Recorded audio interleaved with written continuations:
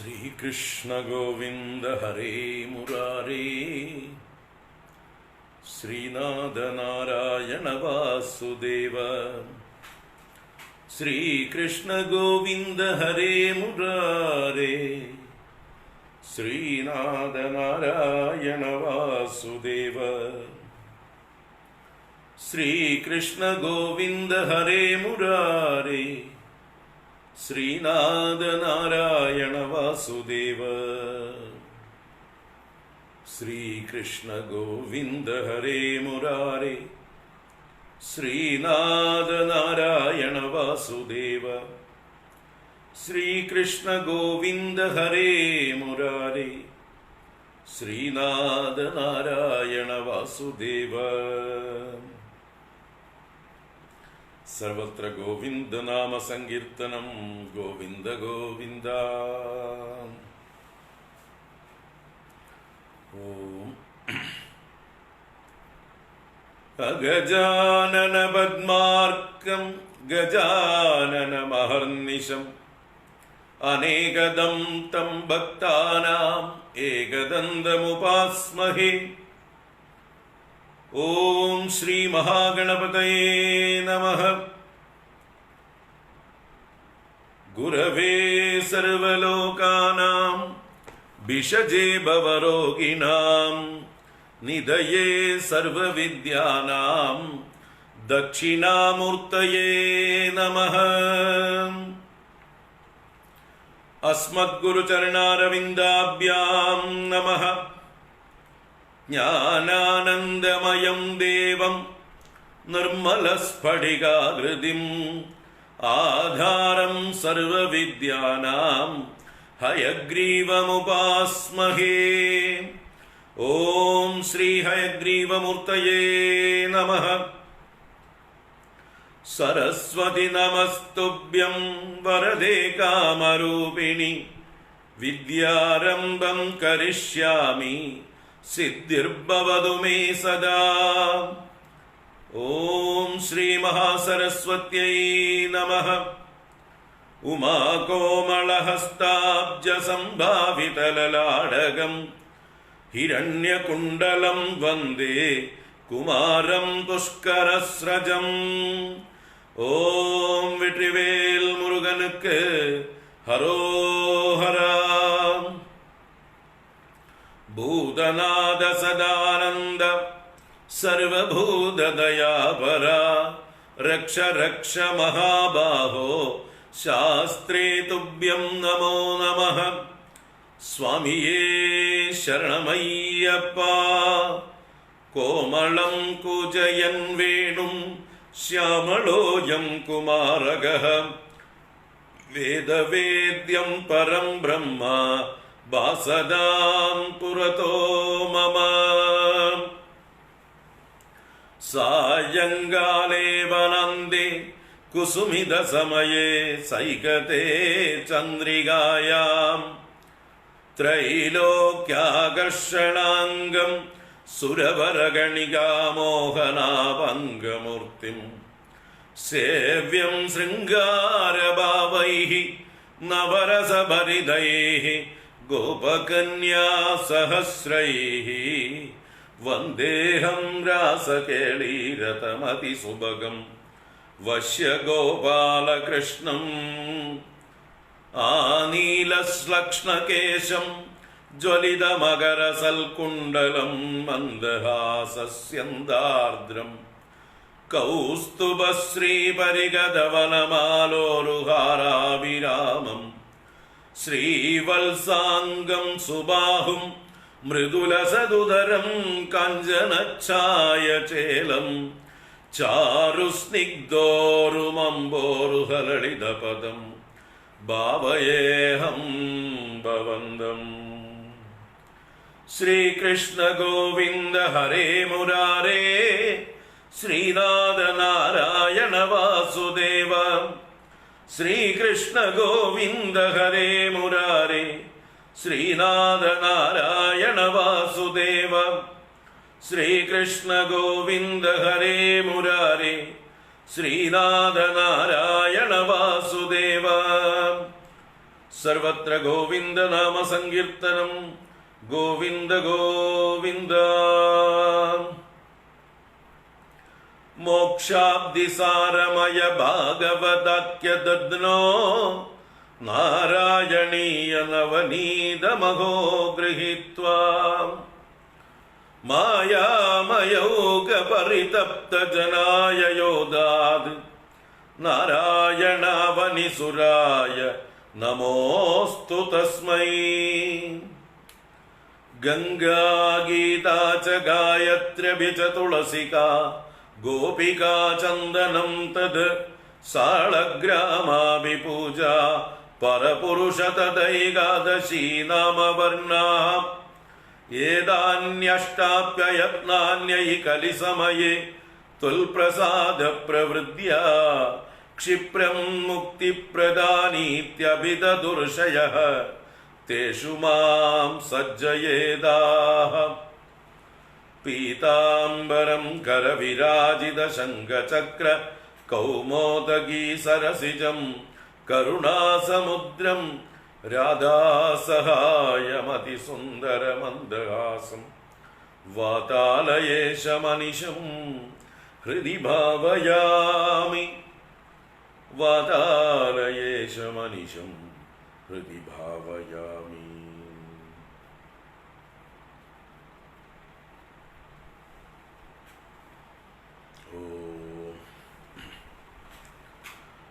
വ്യാസായ വിഷ്ണുരൂപായ വ്യാസരൂപായ വിഷ്ണവേ നമോ Y ബ്രഹ്മനിധയേ വാസിഷ്ഠായ നമോ നമഃ.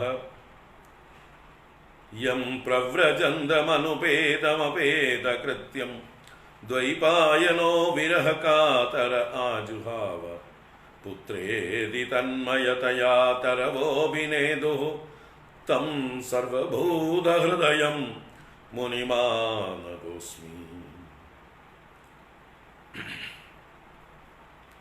നാരായണം നമസ്കൃത്യ നരം ചൈവ നരോത്തമം ദേവീം സരസ്വതീം വ്യാസം തതോ ജയമുദീരയേത്.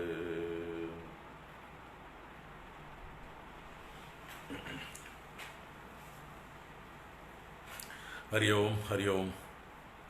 എല്ലാവർക്കും നമസ്കാരം. എല്ലാവർക്കും സുപ്രഭാതം, ശുഭദിനം, സുസ്വാഗതം. എല്ലാവർക്കും വീണ്ടും വീണ്ടും ദീപാവലി ആശംസകൾ. രാവിലത്തെ ക്ലാസ്സിൽ ഇല്ലാതിരുന്നവർക്കൊക്കെ ഒരിക്കൽ കൂടെ ദീപാവലി ആശംസകൾ.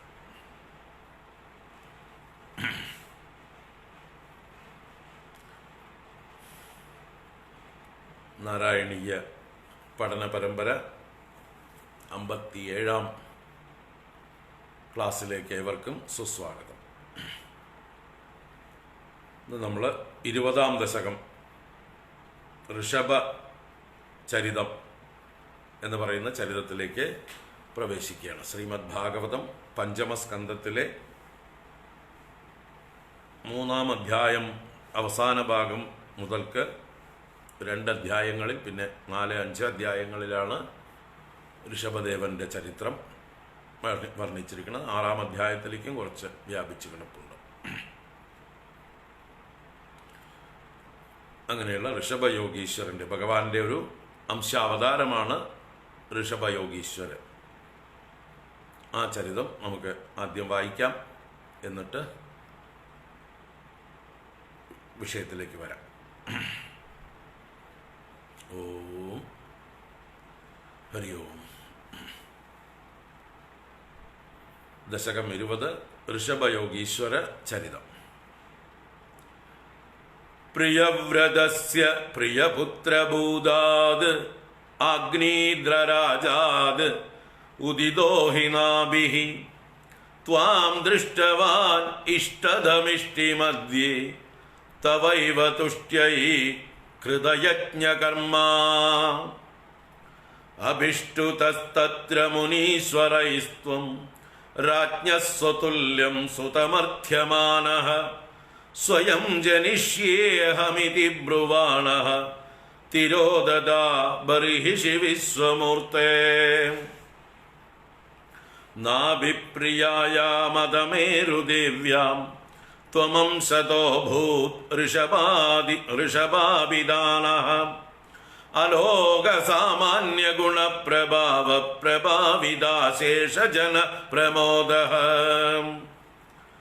ത്വയി ത്രിലോകീവൃതിരാജ്യഭാരം നിദായ നാഭിഃ സഹ മേരുദേവ്യാ തപോവനം പ്രാപ്യ ഭവൻ നിഷേവി ഗതക്കിലാനന്ദപദം പദം തേ ഇന്ദ്രസ്ത്വദുൽകർഷകൃതാദമർഷാദ് വവർഷനാസ്മിൻ അജനാഭവർഷേ യദാ തദാ ത്വം നിജയോഗശക്ത്യാ സ്വവർഷമേനദ്വ്യദദാസു വർഷം ജിതേന്ദ്രദത്താം കമനീം ജയന്തീം അദോദ്വഹൻ ആത്മരഥാശയോപി അജീജനസ്തത്ര ശതം തനൂജാൻ യേഷാം ക്ഷിതീശോ ഭരതോഗ്രജന്മാ നവാഭവൻ യോഗിവരാനവാന്യേ ത്വപാലയൻ ഭാരതവർഷഖണ്ഡാൻ സൈകാത്വശീതിസ്തവ ശേഷപുത്രാഃ തപോബലാത് ഭൂസുരഭൂയമീയുഃ ഉക്ത്വാ സുതേഭ്യോദമുനീന്ദ്രമധ്യേ വിരക്തിഭക്ത്യന്വിതമുക്തിമാർഗം സ്വയം ഗതഃ പാരമഹംസ്യവൃത്തിം അദാജഡോന്മത്തപിശാചചര്യാം പരാത്മഭൂതോപി പരോപദേശം കുർവൻ ഭവാൻ സർവനിരസ്യമാനഃ വികാരഹീനോ വിചചാര കൃഷ്ണാം മഹീം അഹീനാത്മരസാഭിലീനഃ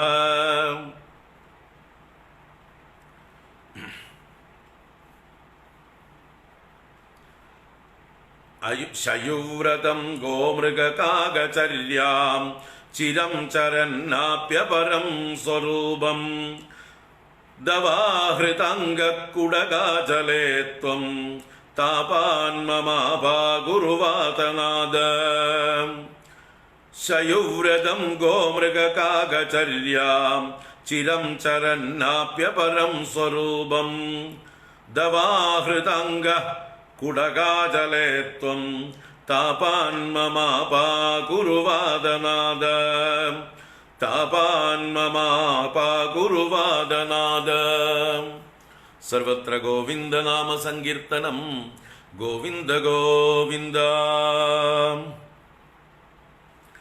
ഹരേ നാരായണ. ശ്രീ ഗുരുവായൂരപ്പ ശരണം.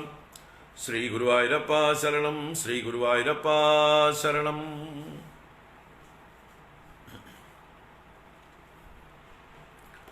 ഹരി ഓം ഹരി ഓം ഹരി ഓം. എല്ലാവർക്കും ഒരിക്കൽ കൂടെ നമസ്കാരം. ഓം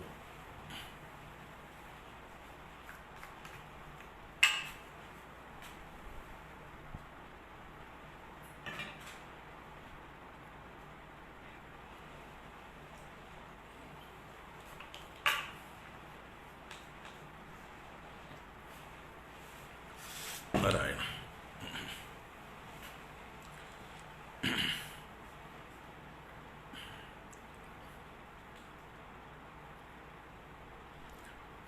എല്ലാവർക്കും ഹൃദ്യമായ ദീപാവലി ആശംസകൾ ഒരിക്കൽ കൂടെ.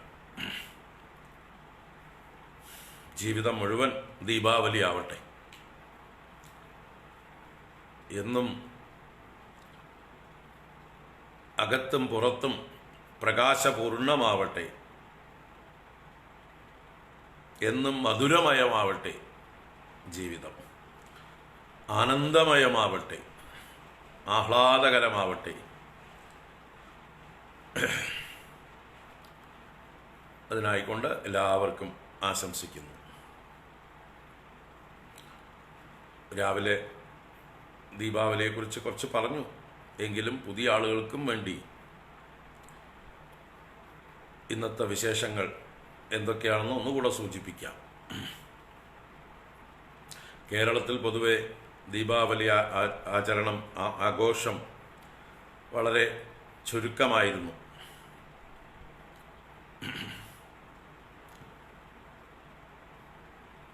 വടക്കേ ഇന്ത്യയിലാണ് ഏറ്റവും കൂടുതൽ. നമ്മുടെ കേരളത്തിനോട് അപ്പുറവും ഇപ്പുറവും കിടക്കുന്ന തമിഴ്നാട്ടിലും കർണാടകയിലും നല്ലോണം ഉണ്ട്. വടക്കേ ഇന്ത്യയിൽ വളരെ തീവ്രമാണ് ദീപാവലി ആഘോഷങ്ങൾ. ആചരിക്കുന്നതായിട്ടുള്ള വിശേഷം ദീപാവലിയാണ്. കാരണം ദീപാവലി ആഘോഷത്തിൻ്റെ, നമുക്ക് ഓണം പോലെ ആഘോഷമാണ് വടക്കേ ഇന്ത്യക്കാർക്ക് ദീപാവലി. മറ്റുള്ള ഇതിലൊക്കെ പൂജാദികൾക്കും ആചാര അനുഷ്ഠാനങ്ങൾ, വ്രതങ്ങൾ, അതിനൊക്കെയാണ് പ്രാധാന്യം. ഇപ്പം നവരാത്രി ആണെങ്കിലും ശിവരാത്രി ആണെങ്കിലും അല്ലെങ്കിൽ ജന്മാഷ്ടമി ആണെങ്കിലും അതിലൊക്കെ കൂടുതലായിട്ട് പൂജാദികളും ആചാരാനുഷ്ഠാനങ്ങളും ഒക്കെ ധാരാളമുണ്ട്. ദീപാവലി പൂർണ്ണമായിട്ട് സെലിബ്രേഷനാണ്. അവിടെ വ്രതം, പൂജ എന്നൊക്കെ ഉള്ളത് പേരിന് മാത്രമാണ്, എങ്കിലും ചെയ്യാതിരിക്കില്ല. ഏറ്റവും പ്രധാനം ആഘോഷം തന്നെയാണ്, ഉത്സവം തന്നെയാണ്. എത്രയോ ദിവസങ്ങൾ മുമ്പേ അതിനുള്ള മാനസികമായും ശാരീരികമായും ധനപരമായും എല്ലാം കൊണ്ടും ആളുകൾ തയ്യാറെടുത്ത് തുടങ്ങും. കേരളത്തിലൊഴിച്ച് ബാക്കിയുള്ളവിടെയൊക്കെ വാർഷികമായിട്ടുള്ള ബോണസ് കൊടുക്കലൊക്കെ ദീപാവലിക്കാണ്. നമ്മുടെ കേരളത്തിൽ മാത്രമേ ഓണത്തിന് ബോണസ് കൊടുക്കുന്ന പരിപാടിയുള്ളൂ, അല്ലേ? ഉദ്യോഗാർത്ഥികൾക്ക് അല്ലെങ്കിൽ ജീവനക്കാർക്കൊക്കെ അതാത് കമ്പനികളും അതാത് സർക്കാർ ഉദ്യോഗസ്ഥരാണെങ്കിലും എല്ലായിടത്തും കേരളത്തിൽ മാത്രമേ ഈ ഓണത്തോടനുബന്ധിച്ച് ബോണസ് കൊടുക്കുന്നുള്ളൂ. ബാക്കി എല്ലായിടത്തും ദീപാവലിക്കാണ് അവരുടെ വരുമാനം വർദ്ധിക്കുന്നത്. അപ്പോൾ അതൊക്കെ ചെലവാക്കിക്കൊണ്ട് അടിച്ച് പൊളിക്കുന്ന സന്ദർഭമാണ്. ദിവസങ്ങളോളം അവധിയെടുത്ത് ആഘോഷിക്കും പലരും. അപ്പോൾ ഇന്നലെ തുടങ്ങി അവരുടെ വിശേഷമായിട്ടുള്ള ആഘോഷം. ഇന്നലെ ധൻതെരേസാസ് എന്ന് പറയൊരു, വാസ്തവത്തിൽ ധന്വന്തരി അവതാരവും മഹാലക്ഷ്മി അവതാരവുമാണ് ഇന്നലെ. പാലാഴി മദനം ചെയ്തപ്പോൾ ആ പാലാഴിയിൽ നിന്ന് മഹാലക്ഷ്മിയും ധന്വന്തരി ഭഗവാൻ അമൃത കലശവുമായി പൊങ്ങി വന്നതായിട്ടുള്ള ധന്വന്തരി അവതാര ദിവസമാണ്. അതുപോലെ തന്നെ ധനലക്ഷ്മിയായ മഹാലക്ഷ്മിയുടെ അവതാരവും ആണ്. അപ്പം ഇന്നലെ രാത്രി മിക്കവാറും എല്ലാ ദേശങ്ങളിലും എല്ലാ ഗൃഹങ്ങളിലും മഹാലക്ഷ്മി പൂജ പ്രധാനമാണ്. രാത്രിയാണ് ഒരു മഹാലക്ഷ്മി പൂജ ചെയ്യുക. ഇന്നലെ രാത്രി 7 മണി 8 മണി സമയത്താണ് അതിൻ്റെയൊക്കെ പരിപാടികൾ. 8 മണിക്ക് ശേഷമായിരിക്കും മിക്കവാറും. അപ്പോൾ അത് വളരെ വിപുലമായിട്ട് ചെയ്യും. ഇന്നലെ വടക്കേ ഇന്ത്യയിൽ ഈ കോവിഡ് കാലം അല്ലെങ്കിൽ എല്ലാ ക്ഷേത്രങ്ങളിലും ഗംഭീരമായിട്ടുള്ള തിരക്കുകളും ആഘോഷങ്ങളും ഉണ്ടായിരിക്കും. ഇന്ന് നരക ചതുർദശി എന്നാ പറയുക. ഇന്നത്തെ ദിവസം നരക ചതുർദശിയാണ്. ഭഗവാൻ ശ്രീകൃഷ്ണ ഭഗവാൻ നരകാസുരനെ വധിച്ച് ലോകത്തിന് വലിയൊരു ആശ്വാസം കൊടുത്ത ഒരു ദിവസം. ഇന്ദ്രൻ്റെ അമ്മയായ അതിഥിയുടെ കുണ്ടലങ്ങളും വരുണന്റെ വെൺകൊറ്റക്കുടയും മറ്റുമൊക്കെ നരകാസുരൻ തൻ്റെ ബലമുപയോഗിച്ച് അപഹരിച്ചു കൊണ്ടുപോയപ്പോൾ ഇന്ദ്രൻ ദ്വാരകാധീശനായ ഭഗവാനെ വന്ന് ശരണം പ്രാപിക്കുകയാണ്. ഞങ്ങളുടെ നഷ്ടപ്പെട്ട അഭിമാനം വീണ്ടെടുത്തു തരണം, ഞങ്ങളെ രക്ഷിക്കണം, ഈ നരകാസുരനിൽ നിന്ന് ഞങ്ങളെ സഹായിക്കണം എന്ന് പറഞ്ഞ് ഇന്ദ്രൻ തന്നെ ഭഗവാനോട് വന്ന് ശരണം അഭ്യർത്ഥിച്ച് ഭഗവാൻ സത്യഭാമാസമേതനായി ഗരുഡവാഹനനായിട്ട് ഈ നരകാസുരൻ വസിക്കുന്ന ശോണിതപുരം എന്ന് പറയുന്നതായിട്ടുള്ള പുരത്തിലേക്ക് പോവുകയാണ്. ഈ ശോണിതപുരം 5 കോട്ടകൾ കൊണ്ട് ചുറ്റപ്പെട്ടതാണ്. അതിന് ഓരോന്നിനും ഇടയ്ക്ക് 5 കിടങ്ങുകളും. 5 കോട്ടകളും 5 കിടങ്ങുകളും കൊണ്ട് ആവൃതമാണ് എന്നറിയാം. നരകാസുരൻ്റെ ഇതിന് പ്രാഗ്ജ്യോതിഷപുരം എന്നും പറയും. ശോണിതപുരം ബാണാസുരൻ്റെ പുരമാണ്. അതെ, പ്രാഗ്ജ്യോതിഷപുരം. അതെ, പ്രാഗ്ജ്യോതിഷപുരം തന്നെയാണ്. എങ്കിലും അതിന് 5 കോട്ടകളാണ്. അഗ്നി, വായു, ജലം, ഭൂമി, ആകാശം എന്നിങ്ങനെയുള്ള പഞ്ചഭൂതങ്ങളെ കൊണ്ടുള്ള കോട്ടകളാണ്. അതിനൊക്കെ ഓരോ കിടങ്ങുകളും. അതിന് ചുറ്റും ആ കിടങ്ങിൽ 5 തലയുള്ള ഒരു സർപ്പം ഈ നരകാസുരനെ രക്ഷിച്ചു കൊണ്ടിരിക്കുന്നുണ്ട്, മുരാസുരൻ എന്ന് പറഞ്ഞിട്ട്. ആ മുരാസുരനെ ജയിച്ചാൽ മാത്രമേ ഈ കോട്ടയ്ക്കകത്തേക്ക് പ്രവേശനമുള്ളൂ, നരകാസുരനെ കാണാൻ തന്നെ പറ്റുള്ളൂ. അപ്പം അതുകൊണ്ടാണ് ഭഗവാൻ ഗരുഡവാഹനനായിട്ട് പുറപ്പെട്ടത്. ഗരുഡന്റെ പുറത്ത് അദ്ദേഹം കുതിച്ച് ഈ നരകാസുരന്റെ കോട്ടയിലേക്ക് പ്രവേശിക്കുന്നതായിട്ടുള്ള സമയത്ത് ഈ മുരാസുരൻ 5 തലയും കൊണ്ട് തടഞ്ഞു. പൊങ്ങി വന്നു, ഈ കിടങ്ങിൽ നിന്ന് പൊങ്ങി വന്ന് ഭഗവാനെ തടയുകയും ഭഗവാനുമായിട്ട് ഗംഭീരമായിട്ടുള്ള യുദ്ധത്തിൽ ആ മുരാസുരനെ ഭഗവാൻ അവസാനം വധിച്ചു കളയുകയും ചെയ്യുന്നു. അതുകൊണ്ട് ഭഗവാന് മുരാന്തകൻ, മുരാരി, മുരരിപു, മുരജിത്ത്, മുരഭിത്ത്, മുരവൈരി എന്നൊക്കെ ഭഗവാൻ ഒരുപാട് പേരുകൾ അതിൻ്റെ പേരിൽ വന്നു ചേർന്നു മുരനോട് ബന്ധപ്പെട്ട്. ആ മുരൻ വളരെ ശക്തനായിട്ടുള്ള അസുരനാണ്. മുരനെ വധിച്ചാൽ മാത്രമേ നരകാസുരനെ ജയിക്കാൻ സാധിക്കുകയുള്ളൂ. മുരാസുരൻ നരകാസുരന്റെ ഒരു കൂട്ടുകാരനെ പോലെയാണ്, അത്രയ്ക്ക് പ്രബലനാണ്.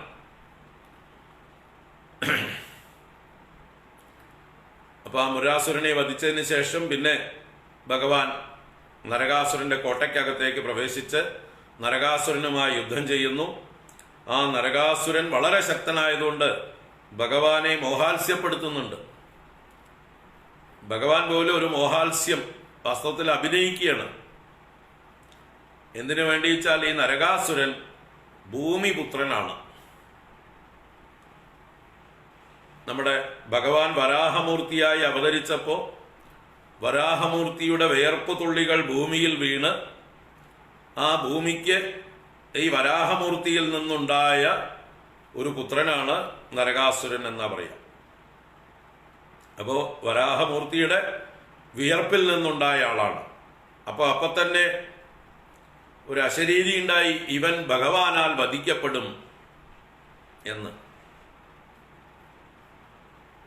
അസുരനായി തീർന്ന് ഇവൻ ഭഗവാനാൽ തന്നെ വധിക്കപ്പെടുമെന്ന്.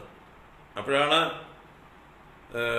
ഭൂമിദേവി ഭഗവാനോട് പ്രാർത്ഥിക്കും, അയ്യോ അവനെ ഉടനെ കൊല്ലല്ലേ എന്ന്, ഇവനെ ഉടനെ കൊന്നുകളയരുതേ എന്ന് പ്രാർത്ഥിച്ചപ്പോൾ ഭഗവാൻ ഭൂമിക്ക് അനുഗ്രഹം കൊടുത്തു, ഒരു വരം കൊടുത്തു, നിന്റെ സമ്മതത്തോട് കൂടിയിട്ടേ ഞാൻ ഇവനെ വധിക്കുള്ളൂ എന്ന്. എന്നുവെച്ചാൽ ഭൂമിദേവി സമ്മതിക്കണം നരകാസുരനെ വധിക്കാൻ.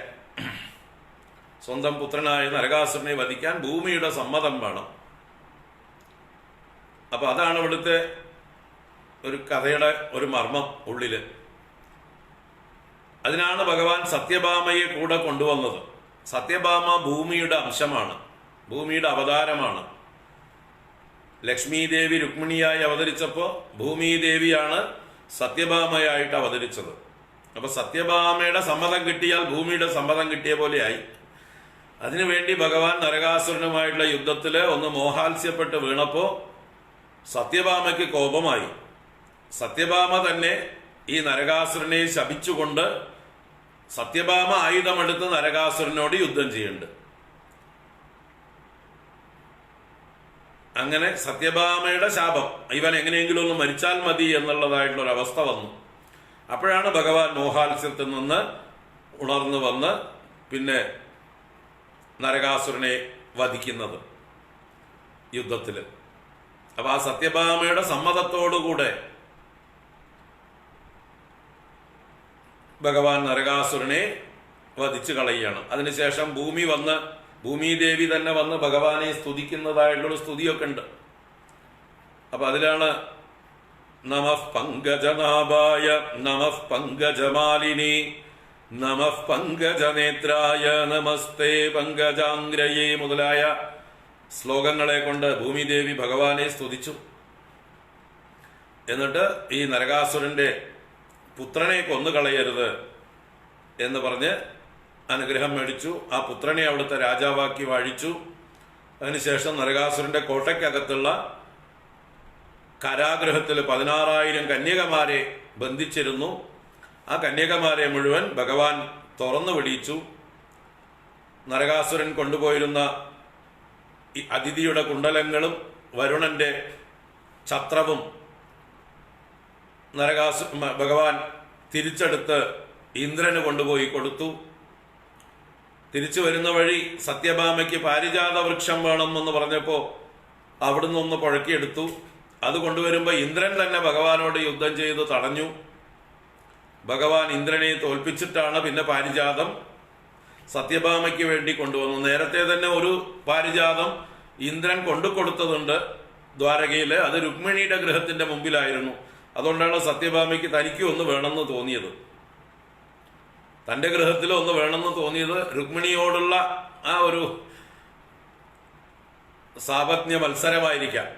എന്തായാലും എൻ്റെ ഗൃഹത്തിൽ ഒന്ന് വേണമെന്നുള്ള സത്യഭാമയുടെ ഡിമാൻഡ് ഭഗവാൻ സാധിച്ചു കൊടുത്തു. അപ്പൊ അവിടെയും ഇന്ദ്രന്റെ മൗഢ്യം കാണാം. ഏതൊരു ഭഗവാന്റെ സഹായം കൊണ്ടാണോ നരകാസുരനെ കൊന്നിട്ട് ആ കുണ്ടലങ്ങളൊക്കെ വീണ്ടെടുത്തു കൊടുത്തത്, അതേ ഭഗവാനോട് യുദ്ധം ചെയ്യുക ഈ ഒരു പാരിജാത വൃക്ഷം കൊണ്ടുപോയപ്പോൾ. ഭഗവാൻ അത് വളരെ ലാഘവത്തോടുകൂടെ ഇന്ദ്രനെ തോൽപ്പിച്ചിട്ടാണ് പാരിജാതവുമായിട്ട് വരുന്നത്. അപ്പൊ ഭഗവാൻ ഈ നരകാസുരന്റെ കാരാഗ്രഹത്തിൽ നിന്ന് ഈ 16,000 കന്യകമാരെ തുറന്നു വിട്ടപ്പോൾ അവർക്ക് പോകാൻ ഒരു സ്ഥലമില്ല. എവിടേക്കാ പോവുക അവര്? അവരുടെ കുടുംബത്തിൽ നിന്നൊക്കെ അവരെ ഉപേക്ഷിച്ച് കളഞ്ഞ പോലെയാണ്. കാരണം ഈ നരകാസുരനെ പോലെ ശക്തനായിട്ടുള്ള ഒരു അസുരന്റെ കസ്റ്റഡിയിലേക്ക് ബന്ധനസ്ഥരായി കിടക്കുക എന്ന് പറഞ്ഞാൽ ദുഷിച്ചു എന്നാണ് അർത്ഥം. പിന്നെ അവരെ സമൂഹം അംഗീകരിക്കില്ല. അവർ വീട്ടിലേക്ക് ചെന്നു കഴിഞ്ഞാൽ ആരും സ്വീകരിക്കില്ല. അവരെ വിവാഹം കഴിക്കാൻ നല്ല രാജകുമാരന്മാർ വരില്ല. ഒക്കെ രാജകുമാരിമാരായിരുന്നു, നല്ല കുലത്തിലെ നല്ല രാജകുമാരിമാരായിരുന്നു ഒരു 16,000 പേരും. അപ്പൊ ആരുമില്ലാതെ അനാഥകളായി തീർന്ന് തെരുവിലേക്ക് ഉപേക്ഷിക്കപ്പെട്ടവരായിരുന്നു അവർ. വാസ്തവത്തില് കാരാഗ്രഹത്തിൽ നിന്ന് തുറന്നു വിട്ടാൽ പോകാൻ ഇടവില്ലാതെ അഭയാർത്ഥികളായി തീർന്ന അവര് ഭഗവാനോട് പ്രാർത്ഥിക്കുകയാണ്, ഭഗവാനെ അങ്ങയുടെ പാദസേവ ചെയ്യുന്ന ദാസികളായിട്ടെങ്കിലും ഞങ്ങളെ സ്വീകരിക്കണമേ. ഞങ്ങളെ ദ്വാരകയിലേക്ക് കൊണ്ടുപോയി അവിടുത്തെ ദാസികളായി വെച്ചുകൊണ്ടിരുന്നാൽ മതി.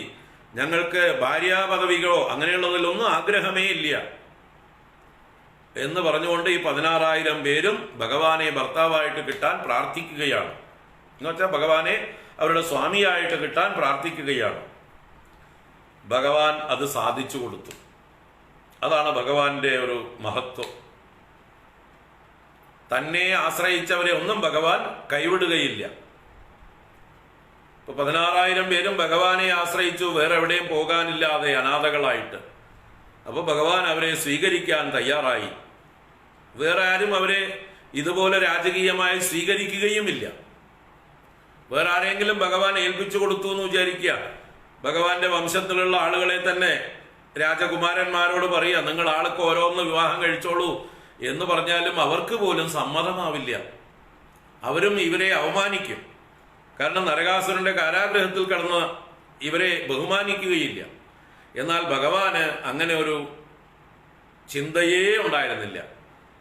അതുകൊണ്ട് തന്നെ ഭഗവാൻ അവരെ എല്ലാം തൻ്റെ പ്രിയ പത്നിമാരാക്കി മാറ്റി അവരെ രാജകീയമായിട്ടുള്ള പദവിയില് സുഖഭോഗങ്ങളോടുകൂടെ സന്തോഷമാക്കി വിവാഹം കഴിച്ച് അവരെ മറ്റ് അഷ്ടമഹിഷിമാരെ പോലെ തന്നെ, അല്ലെ, ആദ്യം 8 പേരെ വിവാഹം കഴിച്ചിരുന്നു ഭഗവാൻ. രുക്മിണി, സത്യഭാമ, ജാമ്പവതി, അതുപോലെ മിത്രവിന്ദ, ലക്ഷ്മണ, സത്യ, കാളിന്തി, 8 പേരാണ് ഭഗവാന്റെ പ്രധാന ആദ്യത്തെ പത്നിമാര്. അതിന് പുറമെയാണ് ഈ 16,000. അങ്ങനെയാണ് 16,008 എന്നുള്ളതായിട്ടുള്ള ആ ഒരു പേര് ഭഗവാന് കിട്ടിയത്. 16,008 ഭാര്യമാരുള്ള ആള് എന്ന്. അപ്പൊ ഈ 16,000 പേരെയും ഭഗവാൻ ഇവരെ പോലെ തന്നെ 8 പേരെ പോലെ തന്നെ സ്ഥാനം കൊടുത്ത് എല്ലാവർക്കും ഒരേപോലെയുള്ള ഗൃഹങ്ങൾ പണിത് ദ്വാരകയിൽ 16,008 ഗൃഹം ഒരുപോലെ, എല്ലാ സൗകര്യങ്ങളും ഒരേപോലെ എല്ലാവർക്കും.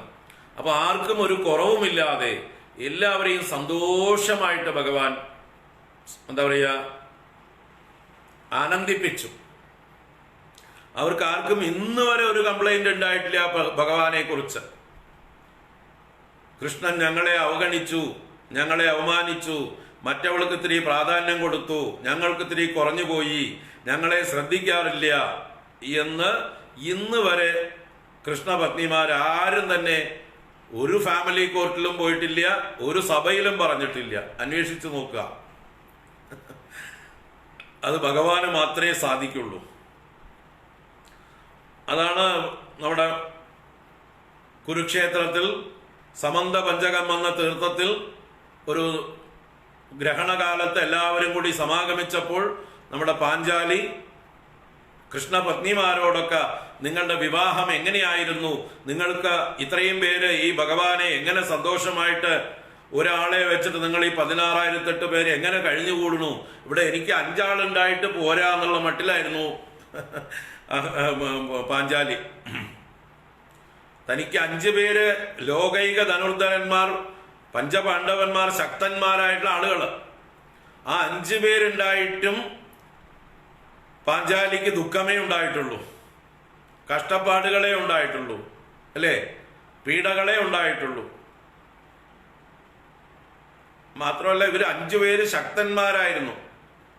പാഞ്ചാലിയുടെ പീഡകൾ തുടങ്ങിയിരുന്നില്ല ഈ കുരുക്ഷേത്രത്തിൽ വെച്ച് ഈ കൃഷ്ണപത്നിമാരുമായിട്ടുള്ള സമാഗമ സമയത്ത്. വസ്ത്രാക്ഷേപമോ അങ്ങനെയുള്ളതൊന്നും തുടങ്ങിയിട്ടില്ല, അതിനു മുമ്പുള്ള സന്ദർഭമാണിത്. അപ്പൊ ആ പാഞ്ചാലിക്ക് ഒരു അഭിമാനം ഉണ്ടായിരുന്നു, ഞാനാണ് ഭാഗ്യവതി. 5 പേര് ലോകൈക ധനുർധരന്മാർ, ശക്തന്മാർ, പാണ്ഡവന്മാർ, എന്ത് പറഞ്ഞാലും ചാടി വീണ് ചെയ്തു തരുന്നതായിട്ടുള്ള ഈ 5 പേർ എന്നുള്ള ഒരു അഭിമാനവും അഹങ്കാരവും പാഞ്ചാലിക്കുണ്ടായിരുന്നു. താനാണ് ഭാഗ്യവതി എന്നുള്ള ചിന്ത ആദ്യം ഉണ്ടായിരുന്നു. അത് പിന്നീട് മാറുന്നുണ്ട് കഷ്ടപ്പാടുകൾ വന്നപ്പോൾ. അപ്പൊ ഇപ്പൊ അഹങ്കാരം ഉണ്ടായിരുന്നു. ആ അഹങ്കാരത്തോട് കൂടിയിട്ടാണ് ഈ കൃഷ്ണപത്നിമാരോട് ചോദിച്ചത്. അപ്പോഴാണ് ഈ കൃഷ്ണപത്നിമാർ ഓരോരുത്തരും പറഞ്ഞത്, ഞങ്ങള് കൃഷ്ണനെ കൊതിച്ചിട്ടാണ് കൃഷ്ണൻ ഞങ്ങളെ കൊണ്ടുപോയത്, അല്ലാതെ കൃഷ്ണൻ ഞങ്ങളെ എങ്ങോട്ട് കൊതിച്ചിട്ടല്ല. ഭഗവാൻ വിവാഹം കഴിച്ച ഓരോരുത്തരുടെയും വിവാഹത്തിന്റെ സന്ദർഭം പറയുന്നുണ്ട് അവര്. അപ്പൊ ഇവർക്കായിരുന്നു കൃഷ്ണനെ ഭർത്താവായി വേണം എന്ന് ആഗ്രഹം, അല്ലാതെ കൃഷ്ണന് സ്ത്രീയില് കൊതിയുണ്ടായിട്ട് കാമം കൊണ്ട് വിവാഹം കഴിച്ചതല്ല ആരെയും. തന്നെ ആര് ഗ്രഹിക്കുന്നുവോ അവരെ അനുഗ്രഹിക്കുക എന്നത് ഭഗവാന്റെ ഒരു ശീലമാണ്. തന്നെയും ഇങ്ങോട്ട് പിടിച്ചാൽ ഭഗവാൻ അങ്ങോട്ടും പിടിക്കും, കൈവടിയുകയില്ല. അങ്ങനെയുള്ള ആശ്രിത വത്സലനാണ് ഭഗവാൻ. അപ്പൊ തന്നെ ഭജിച്ച, തന്നെ ഭർത്താവായി കിട്ടണമെന്ന് ആഗ്രഹിച്ചവരാണ് ഈ 16,008 പേരും. അവര് എന്തൊക്കെ തടസ്സങ്ങൾ ഉണ്ടായപ്പോഴും ഓരോരുത്തരെയും വന്ന ഭഗവാൻ തന്റെ സ്വന്തമാക്കുന്ന കഥകളാണ് അവർ ഓരോരുത്തരും പറഞ്ഞത്. ഓരോരുത്തരുടെ വിവാഹത്തിലുണ്ടായിട്ടുള്ള പല സന്ദർഭങ്ങളും എണ്ണി എണ്ണി പറഞ്ഞു.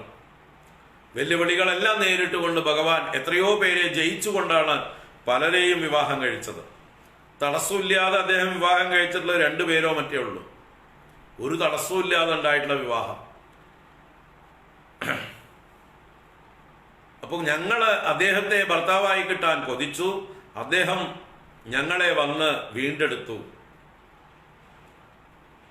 ഇപ്പോഴും ഞങ്ങള് ഏറ്റവും സന്തുഷ്ടരാണ്. എന്താന്ന് വെച്ചാൽ അദ്ദേഹം ഞങ്ങളെ വിട്ടുപിരിയുന്നേ ഇല്ല, എപ്പോഴും ഞങ്ങളുടെ കൂടെയുണ്ട്, ഞങ്ങളുടെ ഗൃഹത്തിലുണ്ട്, ഞങ്ങളുടെ എല്ലാ കാര്യങ്ങളും അദ്ദേഹം നോക്കി നടക്കുന്നുണ്ട്, ഒരു കുറവും വരുത്തിയിട്ടില്ല. ഞങ്ങളൊക്കെ സന്തുഷ്ടരാണ്. എന്റെ കൂടെയാണ്, എന്റെ കൂടെയാണ്, എന്റെ കൂടെ എന്നാണ് ഓരോരുത്തരും പറയുന്നത്. കാരണം 16,008 ഗൃഹങ്ങളിലും ഭഗവാൻ ഒരേപോലെ സാന്നിധ്യം ചെയ്തിരുന്നു, ഒരു കുറവുമില്ലാതെ എല്ലാവരുടെ കാര്യങ്ങളും നോക്കി നടത്തിക്കൊടുത്തു. അതുകൊണ്ട് ഇവർ 16,008 പേരും ദ്രൗപദിയോട് പറഞ്ഞു, ഇനിയും ജന്മങ്ങളുണ്ടെങ്കിൽ ഈ ഭഗവാന്റെ പാദസേവ ചെയ്യാൻ, അദ്ദേഹത്തിന്റെ വീട്ടിലെ അടിച്ചുതളിക്കാരിയായിട്ടെങ്കിലും, അദ്ദേഹത്തിന്റെ കാല് തിരുമ്പി കൊടുക്കാനുള്ള ദാസിയായിട്ടാണെങ്കിലും, എങ്ങനെയെങ്കിലും അദ്ദേഹത്തിന്റെ ഒരു ഭൃത്യയായിട്ട് വരും ജന്മങ്ങളിലും ഞങ്ങൾക്ക് ജനിക്കണം, ഞങ്ങൾക്ക് അദ്ദേഹവുമായിട്ട് ബന്ധമുണ്ടാവണം എന്ന് 16,008 പേരും എണ്ണി എണ്ണി എണ്ണി പാഞ്ചാലിയോട് പറയുന്നുണ്ട്. അപ്പോഴാണ് പാഞ്ചാലിയുടെ അഭിമാനം ഇല്ലാതാവുന്നത്. ഈ കൃഷ്ണനെയാണ് ആശ്രയിക്കേണ്ടത്, ഈ കൃഷ്ണനാണ് എല്ലാവർക്കും അഭയം കൊടുക്കുന്നവൻ, എല്ലാവരെയും സന്തോഷിപ്പിക്കുന്നവൻ ബാക്കി തൻ്റെ ഭർത്താക്കന്മാരെ അല്ല ആശ്രയിക്കേണ്ടത് എന്നുള്ള അറിവ് പാഞ്ചാലിക്ക് ഉറയ്ക്കുന്നത് ഈ ഒരു സംവാദത്തിലാണ്. അങ്ങനെ അന്ന് തൊട്ടാണ് പാഞ്ചാലി കൃഷ്ണഭക്തയായി മാറുന്നത്. ആ ഭഗവാന്റെ ഭക്തയായി മാറുന്നത് ഈ കൃഷ്ണപത്നിമാരുടെ സംവാദത്തിന് ശേഷമാണ്. കൃഷ്ണനോടുള്ള ഭക്തി പാഞ്ചാലിക്ക് തീവ്രമാകുന്നത്. കാരണം കൃഷ്ണനാണ് എല്ലാവർക്കും ആശ്രയിക്കാൻ യോഗ്യൻ, അല്ലാതെ തൻ്റെ ഭർത്താക്കന്മാർക്ക് കൈക്കരുത്തുണ്ട് എന്ന് പറഞ്ഞിട്ടൊന്നും കാര്യമൊന്നും ഇല്ല എന്നുള്ളത് പല സന്ദർഭങ്ങളിലും പാഞ്ചാലിക്ക് മനസ്സിലാവുന്നുണ്ട്. വസ്ത്രാക്ഷേപം ചെയ്യപ്പെട്ടപ്പോൾ ആരും സഹായിക്കാനില്ലാതിരുന്നപ്പോൾ ആ ഭഗവാനെ വിളിച്ച് കരയാൻ പാഞ്ചാലിക്ക് ബലം തോന്നിയത്, ഭക്തി തോന്നിയത് ഇതുകൊണ്ടാണ്. അപ്പൊ നമ്മളൊക്കെ തന്നെ ഈ പാഞ്ചാലിയും അല്ലെങ്കിൽ മറ്റ് കൃഷ്ണപത്നിമാരും ഭഗവാനെ ആശ്രയിച്ചതുപോലെ ആശ്രയിക്കണം. നമ്മുടെ രക്ഷകനായി, നമ്മുടെ നാഥനായി ഭഗവാനെ നമ്മൾ ഓരോരുത്തരും ഹൃദയ സിംഹാസനത്തിൽ അംഗീകരിച്ച് ഭഗവാന്റെ പാദസേവ ചെയ്യുന്നവരായി തീരണം. അതിൻ്റെ ഒരു പ്രതീക തത്വമാണ് ഈ 16,000 പേരെയും ഭഗവാൻ വിവാഹം കഴിച്ചു, സന്തോഷിപ്പിച്ചു എന്ന് പറയുന്നതിൻ്റെ തത്വം. 16,000 അല്ല, എത്ര കോടിക്കണക്കിന് ആളുകളുണ്ടെങ്കിലും ഭഗവാന് പ്രശ്നമല്ല. കാരണം ഭഗവാനാണ് അവരുടെയൊക്കെ ആത്മ. എത്ര കോടി ആളുകളെ വേണമെങ്കിലും ഭഗവാൻ വിവാഹം കഴിക്കും. അല്ലെങ്കിലും നമ്മളെയൊക്കെ ഭഗവാൻ വിവാഹം കഴിച്ചിട്ടുണ്ട്. ഓരോ ജീവന്മാരും ഭഗവാന് പ്രിയപ്പെട്ടവരാണ്. ഓരോ 16,008 ഭാര്യമാരും ഒക്കെ പെട്ടവരാണ്. ആ ഭാവത്തിൽ നമ്മൾ ഓരോരുത്തരും ഭഗവാനെ ഭർത്താവായി വരിക്കണം. എങ്കിൽ മാത്രമേ ശാശ്വതമായിട്ടൊരു ആലംബനമാവുള്ളൂ നമുക്ക്. ബാക്കിയുള്ളതൊക്കെ അനിത്യമാണ്, അസുഖമാണ്. ഭഗവാൻ മാത്രമാണ് നിത്യസ്വരൂപനും സുഖസ്വരൂപനും. അതുകൊണ്ട് അനിത്യം അസുഖം ലോകം ഇമം പ്രാപ്യ ഭജസ്വമാം എന്ന ഭഗവാന്റെ ഗീതാവചനം ഓർത്തുകൊണ്ട് ഈ ലോകത്തില് ആശ്രയിക്കത്തക്കതായിട്ട് യോഗ്യമായിട്ടൊന്നുമില്ല, എല്ലാം നശ്വരമാണ്. ആശ്രയിക്കേണ്ടത് ഭഗവാനെയാണ് എന്നറിഞ്ഞുകൊണ്ട് ആ ഭഗവാനെ ആശ്രയിക്കാൻ നമ്മളെ പ്രേരിപ്പിക്കട്ടെ ഈ നരകാസുര വധവും ആ 16,008 പേരുടെ വിവാഹവും. ഭഗവാനെ ആശ്രയിക്കാനുള്ളതായിട്ടുള്ള ആ ഒരു ഭക്തിയും മനസ്സും ബുദ്ധിയും നമുക്കുണ്ടാവട്ടെ. അങ്ങനെ ഭഗവാനെ ആശ്രയിച്ചാൽ നമുക്ക് ആനന്ദം അനുഭവിക്കാം, ശാശ്വതമായ സുഖം അനുഭവിക്കാം. അതിൻ്റെ തത്വമാണിവിടെ ദീപാവലി തത്വം. ദീപാവലിക്ക് നമ്മൾ വിളക്ക് കൊളുത്തുന്നത് നമ്മുടെ ഉള്ളിലുണ്ടാകുന്ന ജ്ഞാനത്തിൻ്റെ പ്രകാശമാവട്ടെ. ആത്മസ്വരൂപനായ ഭഗവാൻ നമ്മുടെ ഉള്ളിലൊക്കെ പ്രകാശിക്കട്ടെ. ആ ഭഗവാനുമായിട്ടുള്ള ചേർച്ച നമുക്കുണ്ടാവട്ടെ. അതിൻ്റെ ആനന്ദമായിട്ടുള്ള ആഘോഷം, അതാണ് മധുരപലഹാരങ്ങളും പടക്കങ്ങളും പുതുവസ്ത്രങ്ങളും ഒക്കെ ആയിട്ട് വീടുകളൊക്കെ അലങ്കരിച്ച് നമ്മൾ ചെയ്യുന്നതായിട്ടുള്ള ആഘോഷങ്ങളൊക്കെ നമ്മുടെ ഓരോരുത്തരുടെയും ഹൃദയത്തിൽ ഭഗവാൻ നിത്യസാന്നിധ്യം ചെയ്യട്ടെ. അപ്പൊ നമുക്ക് ആനന്ദം അനുഭവിക്കാം.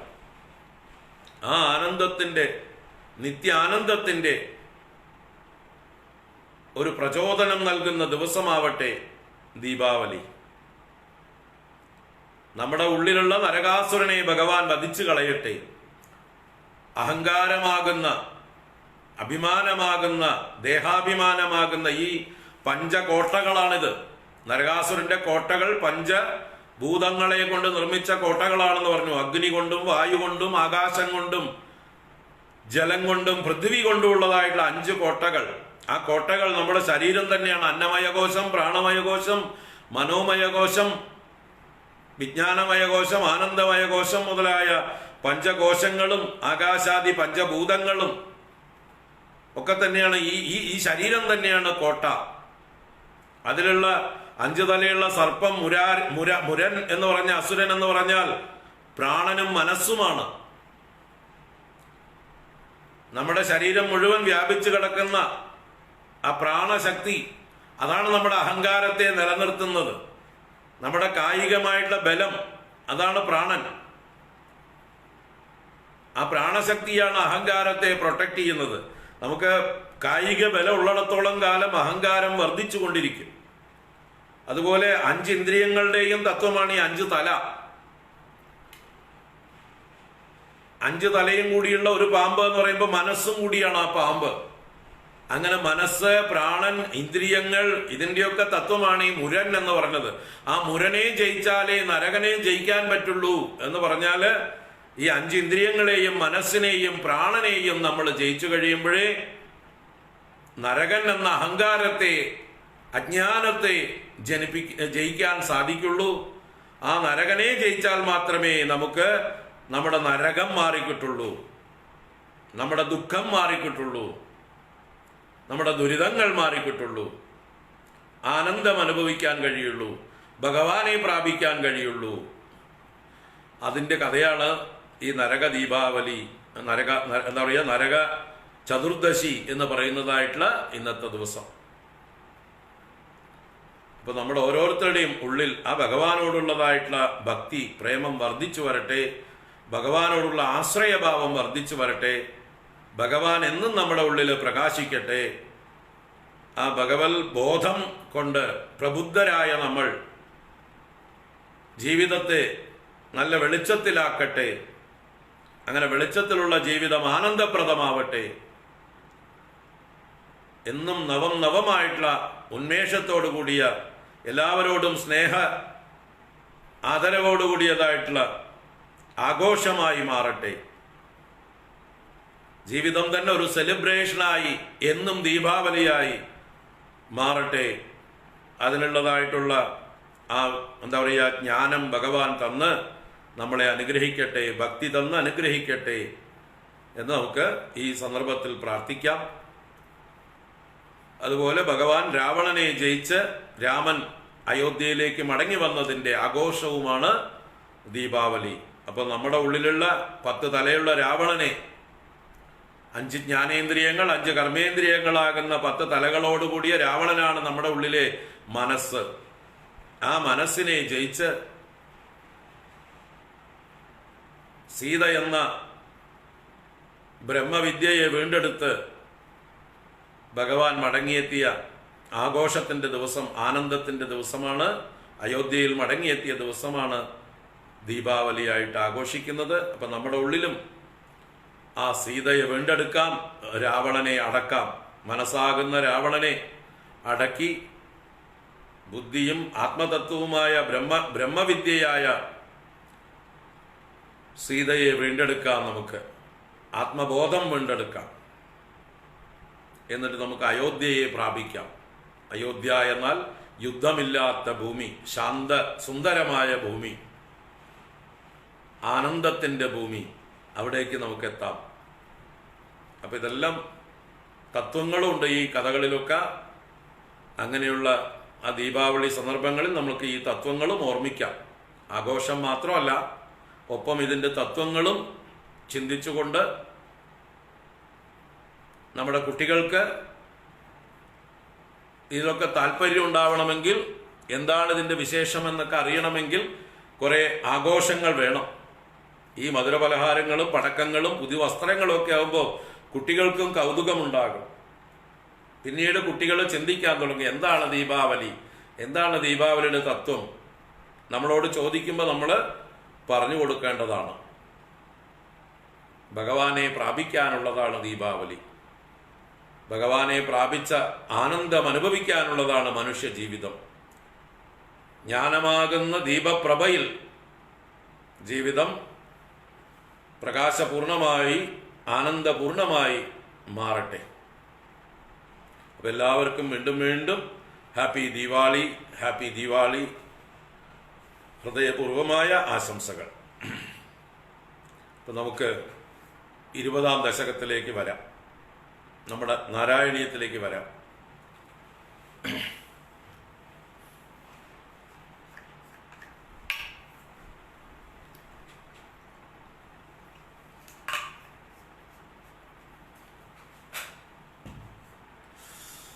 നാരായണ.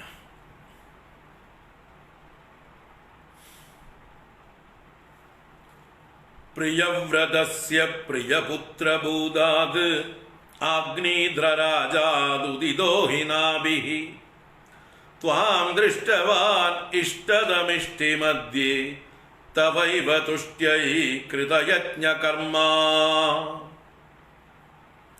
പ്രിയവ്രതസ്യ പ്രിയപുത്രഭൂതാത് ആഗ്നീദ്രരാജാദുദിതോ ഹിനാഭിഃ ത്വാം ദൃഷ്ടവാൻ ഇഷ്ടതമിഷ്ടിമദ്യേ തവൈവ തുഷ്ട്യൈ കൃതയജ്ഞകർമ്മാ. ഇവിടെ ആരംഭിക്കുന്നത് പ്രിയവ്രതസ്യ പ്രിയപുത്രഭൂതാത് ആഗ്നീദ്രരാജാത് ഉദിതോഹി നാഭിഹി. നാഭി എന്ന് പറഞ്ഞ ഒരു രാജാവിൻ്റെ കഥയിലേക്കാണ് വരുന്നത്. അതിന് അദ്ദേഹത്തിൻ്റെ അച്ഛനെയും മുത്തച്ഛൻ്റെയും പേര് പറഞ്ഞു. എന്നിട്ട് ഈ നാഭിയുടെ പുത്രനായിട്ടാണ് ഋഷഭൻ എന്ന ഭഗവാന്റെ അംശാവതാരം അവതരിക്കുന്നത് എന്ന് പറയാൻ വേണ്ടിയിട്ടാണ്. അപ്പൊ ഋഷഭനിലേക്ക് വരാൻ ഋഷഭന്റെ പൂർവീകരായ 3 തലമുറകളെയും സ്മരിച്ചു. ഋഷഭന്റെ അച്ഛൻ നാഭി, നാഭിയുടെ അച്ഛൻ അഗ്നീദ്രൻ, അഗ്നീദ്രന്റെ അച്ഛൻ പ്രിയവ്രതൻ, ഇവരെയൊക്കെ സ്മരിച്ചു. അപ്പോ ശ്രീമദ് ഭാഗവതം പഞ്ചമസ്കന്ധം, അതിൽ ആദ്യത്തെ 3 അധ്യായങ്ങളിൽ ഇവര് 3 പേരുടെ കഥയാണ്. 1-ാം അധ്യായം പ്രിയവ്രത ചരിതം, 2-ാം അധ്യായം ആഗ്നീദ്ര ചരിതം, 3-ാം അധ്യായം നാഭിചരിതം. പിന്നെ 4-ാം അധ്യായം മുതൽക്കാണ് 3 അധ്യായങ്ങൾ ഋഷഭചരിതം. അതിനുശേഷം ഋഷഭന്റെ പുത്രന്മാരിൽ മൂത്ത പുത്രനായിട്ടുള്ള ഭരതന്റെ ചരിതം ആരംഭിക്കുന്നു. ഭരതൻ, പിന്നീട് ആ ഭരതന്റെ പുനർജന്മമായ ജഡഭരത ചരിതം. അങ്ങനെ 15-ാം അധ്യായം വരെ പഞ്ചമസ്കന്ധം ഈ വംശപരമ്പരയാണ്. ഈ പ്രിയവ്രതന്റെ വംശപരമ്പരയാണ് 15-ാം അധ്യായം വരെ വർണ്ണിക്കുന്നത്. അതിനുശേഷം 16-ാം അധ്യായം മുതൽ 26-ാം അധ്യായം വരെ പഞ്ചമസ്കന്ധത്തില് ഭൂഗോള വർണ്ണന, ജ്യോതിർഗോള വർണ്ണന, നരകവർണ്ണന മുതലായ വർണ്ണനകളാണ്. മൊത്തം 26 അധ്യായങ്ങളാണ് പഞ്ചമസ്കന്ധം ഭാഗവതത്തില്. വളരെ മനോഹരമായിട്ടുള്ള ഗദ്യരൂപത്തിലാണ് പഞ്ചമസ്കന്ധം ഭൂരിഭാഗവും അവതരിപ്പിക്കപ്പെട്ടിരിക്കുന്നത്. പദ്യരൂപങ്ങൾ ഇടയ്ക്കിടയ്ക്കുണ്ട്. പ്രധാനമായും ഗദ്യരൂപത്തിലാണ് പഞ്ചമസ്കന്ധം. അപ്പൊ അതിൽ ആദ്യത്തെ അധ്യായം പ്രിയവ്രതന്റെ ചരിതമാണ്. ആരാണ് പ്രിയവ്രതൻ? പ്രിയവ്രതൻ നമ്മുടെ സ്വയംഭുവ മനുവിന്റെ മൂത്ത പുത്രനാണ്. ബ്രഹ്മാവിന്റെ പുത്രനാണ് സ്വയംഭുവ മനു. ആദ്യത്തെ മന്വന്തരം സ്വയംഭുവ മന്വന്തരം. അപ്പൊ ആ സ്വയംഭുവ മനുവിന്റെ മൂത്ത പുത്രനാണ് പ്രിയവ്രതൻ. 2-ാമനാണ് ഉത്താനപാദൻ. ഉത്താനപാദന്റെ കഥ ആദ്യം പറയാൻ കാരണം എന്തായിരുന്നു? പ്രിയവ്രതൻ ജന്മന ഒരു വിരക്തനായിരുന്നു. നല്ല ജ്ഞാനിയും വൈരാഗിയുമായിരുന്നു. അതുകൊണ്ട് അദ്ദേഹത്തിന് രാജ്യകാര്യത്തിലൊന്നും താല്പര്യമുണ്ടായില്ല. ലോകകാര്യങ്ങളിലൊന്നും വലിയ ശ്രദ്ധയുണ്ടായില്ല. അദ്ദേഹം ചെറുപ്രായത്തിൽ തന്നെ രാജ്യമെല്ലാം ഉപേക്ഷിച്ച് മഹേന്ദ്രപർവ്വതത്തിന്റെ താഴ്വരയിൽ നാരദ മഹർഷിക്കൊരു ആശ്രമമുണ്ട്. നാരദ മഹർഷി എവിടെയും നിൽക്കാത്ത ആളാണെങ്കിലും അത് പിന്നീടാണ് അദ്ദേഹത്തിന് ദക്ഷശാപം വരുന്നത്. അപ്പൊ അതിനു മുമ്പ് അദ്ദേഹത്തിന് ആശ്രമമൊക്കെ ഉണ്ടായിരുന്നു. അതിനുശേഷവും ആശ്രമമുണ്ട്. അദ്ദേഹം പ്രഹ്ലാദന്റെ അമ്മയെ കയാതുവിനെ കൊണ്ടുപോയി താമസിപ്പിക്കുന്നതും അവിടെ തന്നെയാണ്. പിന്നെ ആവശ്യത്തിന് അദ്ദേഹത്തിനൊരു റെസിഡൻസ് ഉണ്ട്. അത് മഹേന്ദ്രപർവ്വതത്തിന്റെ താഴ്വരയിലാണ് നാരദാശ്രമം. അപ്പൊ നാരദാശ്രമത്തിലാണ് ഇദ്ദേഹം ചെന്നത്, പ്രിയവ്രതൻ ചെന്നത്. അങ്ങനെ നാരദന്റെ ശിഷ്യത്വം സ്വീകരിച്ച് നാരദനിൽ നിന്ന് തത്വോപദേശങ്ങളും ശ്രവിച്ചുകൊണ്ട് വളരെ ആനന്ദത്തോടുകൂടി കഴിയുകയാണ്. അങ്ങനെ ഇരിക്കുന്ന വളരെ കാലം അങ്ങനെ കഴിച്ചുകൂട്ടി. തപസ്സും സ്വാധ്യായവും ഈശ്വര ചിന്തയുമായിട്ട് പ്രിയവ്രതൻ്റെ കാലം അങ്ങനെ സുഖമായി കഴിഞ്ഞുകൂടുകയാണ്. അപ്പോഴാണ് ഉത്താനപാദ രാജാവ് നമ്മുടെ സ്വയംഭുവ മനു പ്രിയവ്രതനെ രാജ്യഭാരം നിർവഹിക്കാനായിക്കൊണ്ട് നിർബന്ധിച്ച് ക്ഷണിക്കാനായിട്ട് ചെല്ലുന്നത്. അപ്പോൾ കുറേ കാലം ഇവിടെ ധ്രുവൻ്റെയൊക്കെ കാലം കഴിഞ്ഞ് കുറച്ചു കാലം ഇവിടെ ആരും ഇല്ലാതിരുന്നതായിട്ടുള്ള കാലം ഉണ്ടായിരുന്നപ്പോഴാണ്. അപ്പോൾ പ്രിയവ്രതനെ രാജ്യഭാരം ഏൽപ്പിക്കാൻ വേണ്ടി സ്വയംഭുവ മനു ചെന്ന് നിർബന്ധിച്ച് വിളിക്കുന്നുണ്ട്. പക്ഷെ അദ്ദേഹത്തിന് താല്പര്യമില്ലാത്തതുകൊണ്ട് അദ്ദേഹം അച്ഛനെ അനുസരിക്കുന്നില്ല. എന്ന് വെച്ചാൽ നാട്ടിലേക്ക് മടങ്ങി വരുന്നില്ല, ഗൃഹസ്ഥാശ്രമത്തിലേക്കും രാജ്യഭാരം ഏറ്റെടുക്കാനും വരുന്നില്ല. അപ്പോഴാണ് ഭഗവാനാൽ പ്രേരിതനായിട്ട് ബ്രഹ്മദേവൻ തന്നെ ഈ പ്രിയവ്രതന്റെ അടുത്തേക്ക് വരുന്നത്. അങ്ങനെ ബ്രഹ്മദേവൻ വന്ന് ഭഗവാന്റെ നിർദ്ദേശം എന്നതുപോലെ ഭഗവാന്റെ വചനങ്ങളെ പറയും പോലെ ബ്രഹ്മദേവൻ വന്ന് ഈ പ്രിയവ്രതനോട് സംസാരിക്കുന്നുണ്ട്. അങ്ങ് തിരിച്ച് അച്ഛൻ്റെ കൂടെ രാജ്യത്തിലേക്ക് പോകണം, രാജ്യഭാരം ഏറ്റെടുക്കണം. ഇന്ദ്രിയ നിയന്ത്രണമില്ലാത്ത ഒരാൾക്ക് കാട്ടിലിരുന്നിട്ടും കാര്യമില്ല, ഇന്ദ്രിയ നിയന്ത്രണമുള്ള ഒരാൾക്ക് നാട്ടിലിരുന്നാലും പ്രശ്നവുമില്ല. അതുകൊണ്ട് ജയിക്കേണ്ടത് ഇന്ദ്രിയങ്ങളെയാണ്. ഇന്ദ്രിയങ്ങളാണ് ഏറ്റവും വലിയ ശത്രുക്കൾ. അങ്ങ് ആ ശത്രുക്കളെ ജയിച്ചിരിക്കുന്നു. അങ്ങേപോലെ യോഗ്യനായിട്ടുള്ള ഒരാളാണ് ഈ രാജ്യം ഭരിക്കേണ്ടത്. അതുകൊണ്ട് അച്ഛൻ്റെ കൂടെ ചെല്ലണം എന്നുള്ള ഈശ്വര നിശ്ചയം ബ്രഹ്മദേവനാണ് പ്രിയവ്രതനോട് അവതരിപ്പിക്കുന്നത്. അപ്പോൾ ബ്രഹ്മദേവൻ ഒരു കണക്കിന് മുത്തശ്ശനുമാണ് പ്രിയവ്രതന്. മറ്റൊരർത്ഥത്തിൽ ഇവിടെ ഭഗവാന്റെ പ്രതിനിധിയായിട്ടാണ് വന്ന് പറയുന്നത്.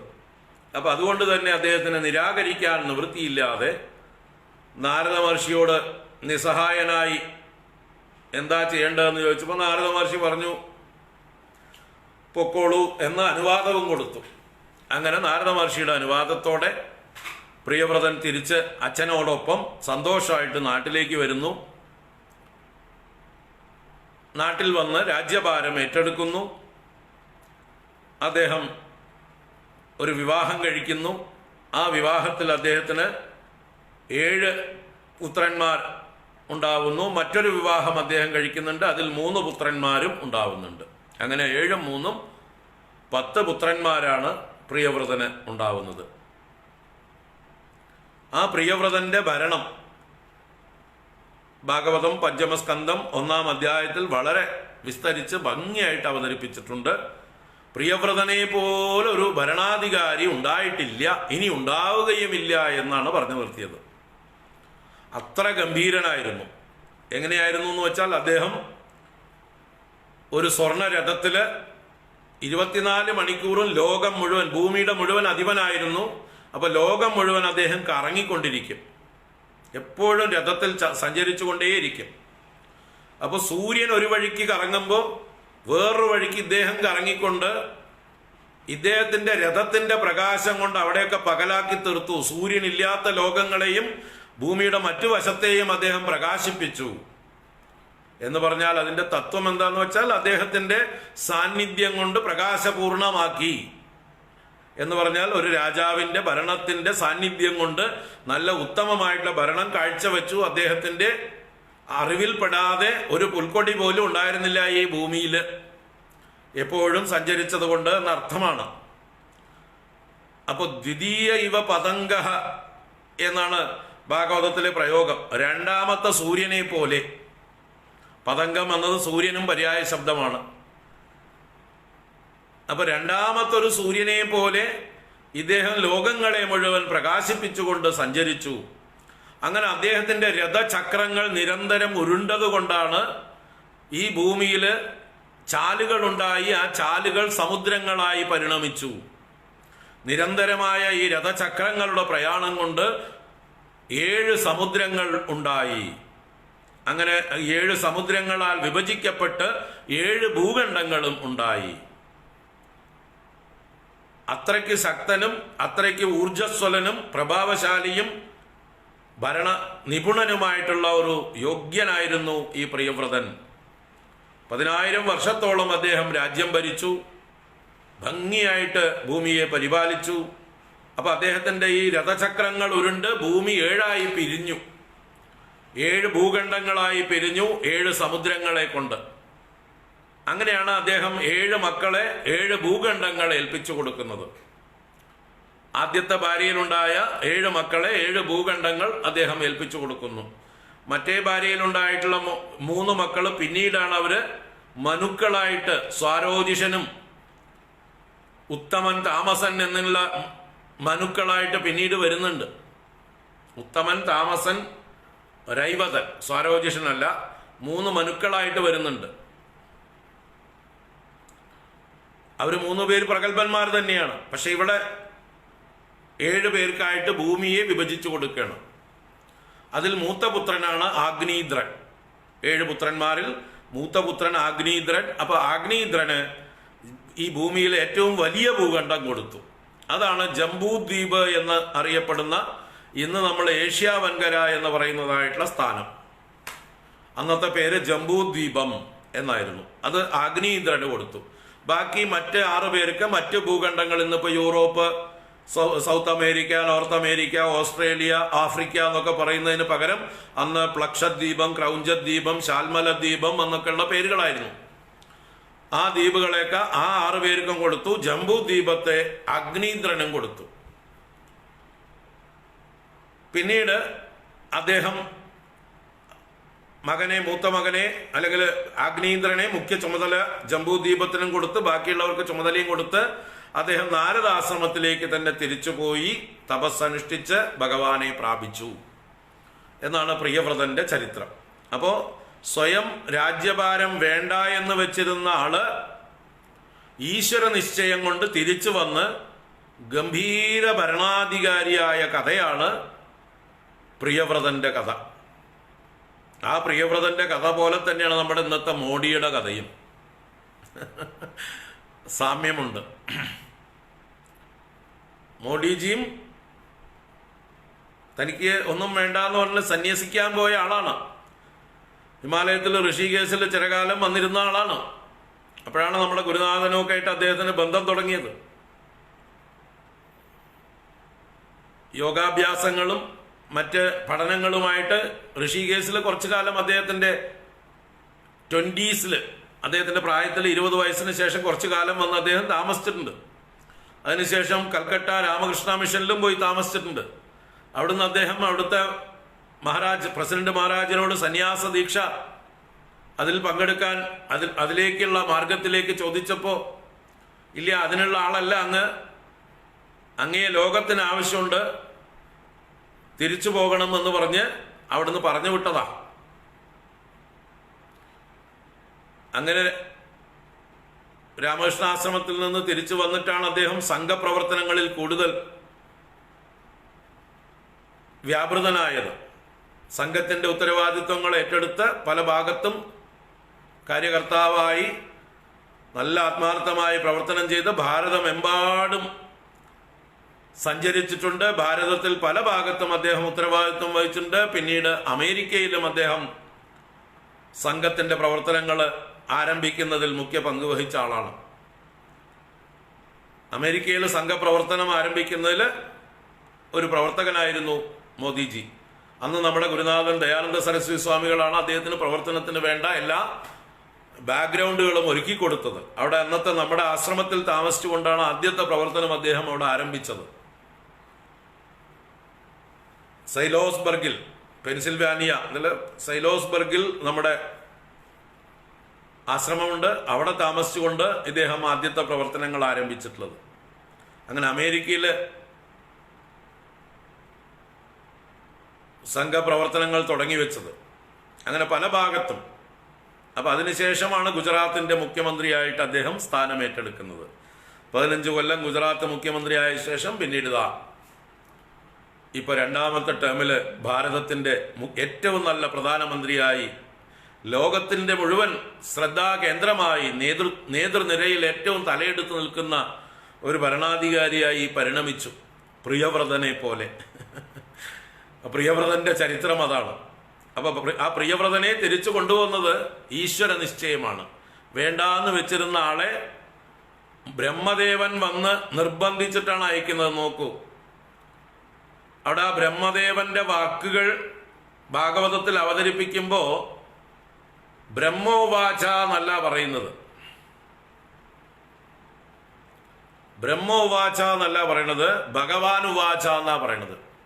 ശ്രീ ഭഗവാനുവാച, ശ്രീ ഭഗവാനുവാച എന്നാണ് ബ്രഹ്മാവിന്റെ ഉപദേശങ്ങളെ അവിടെ അവതരിപ്പിക്കുന്നത്.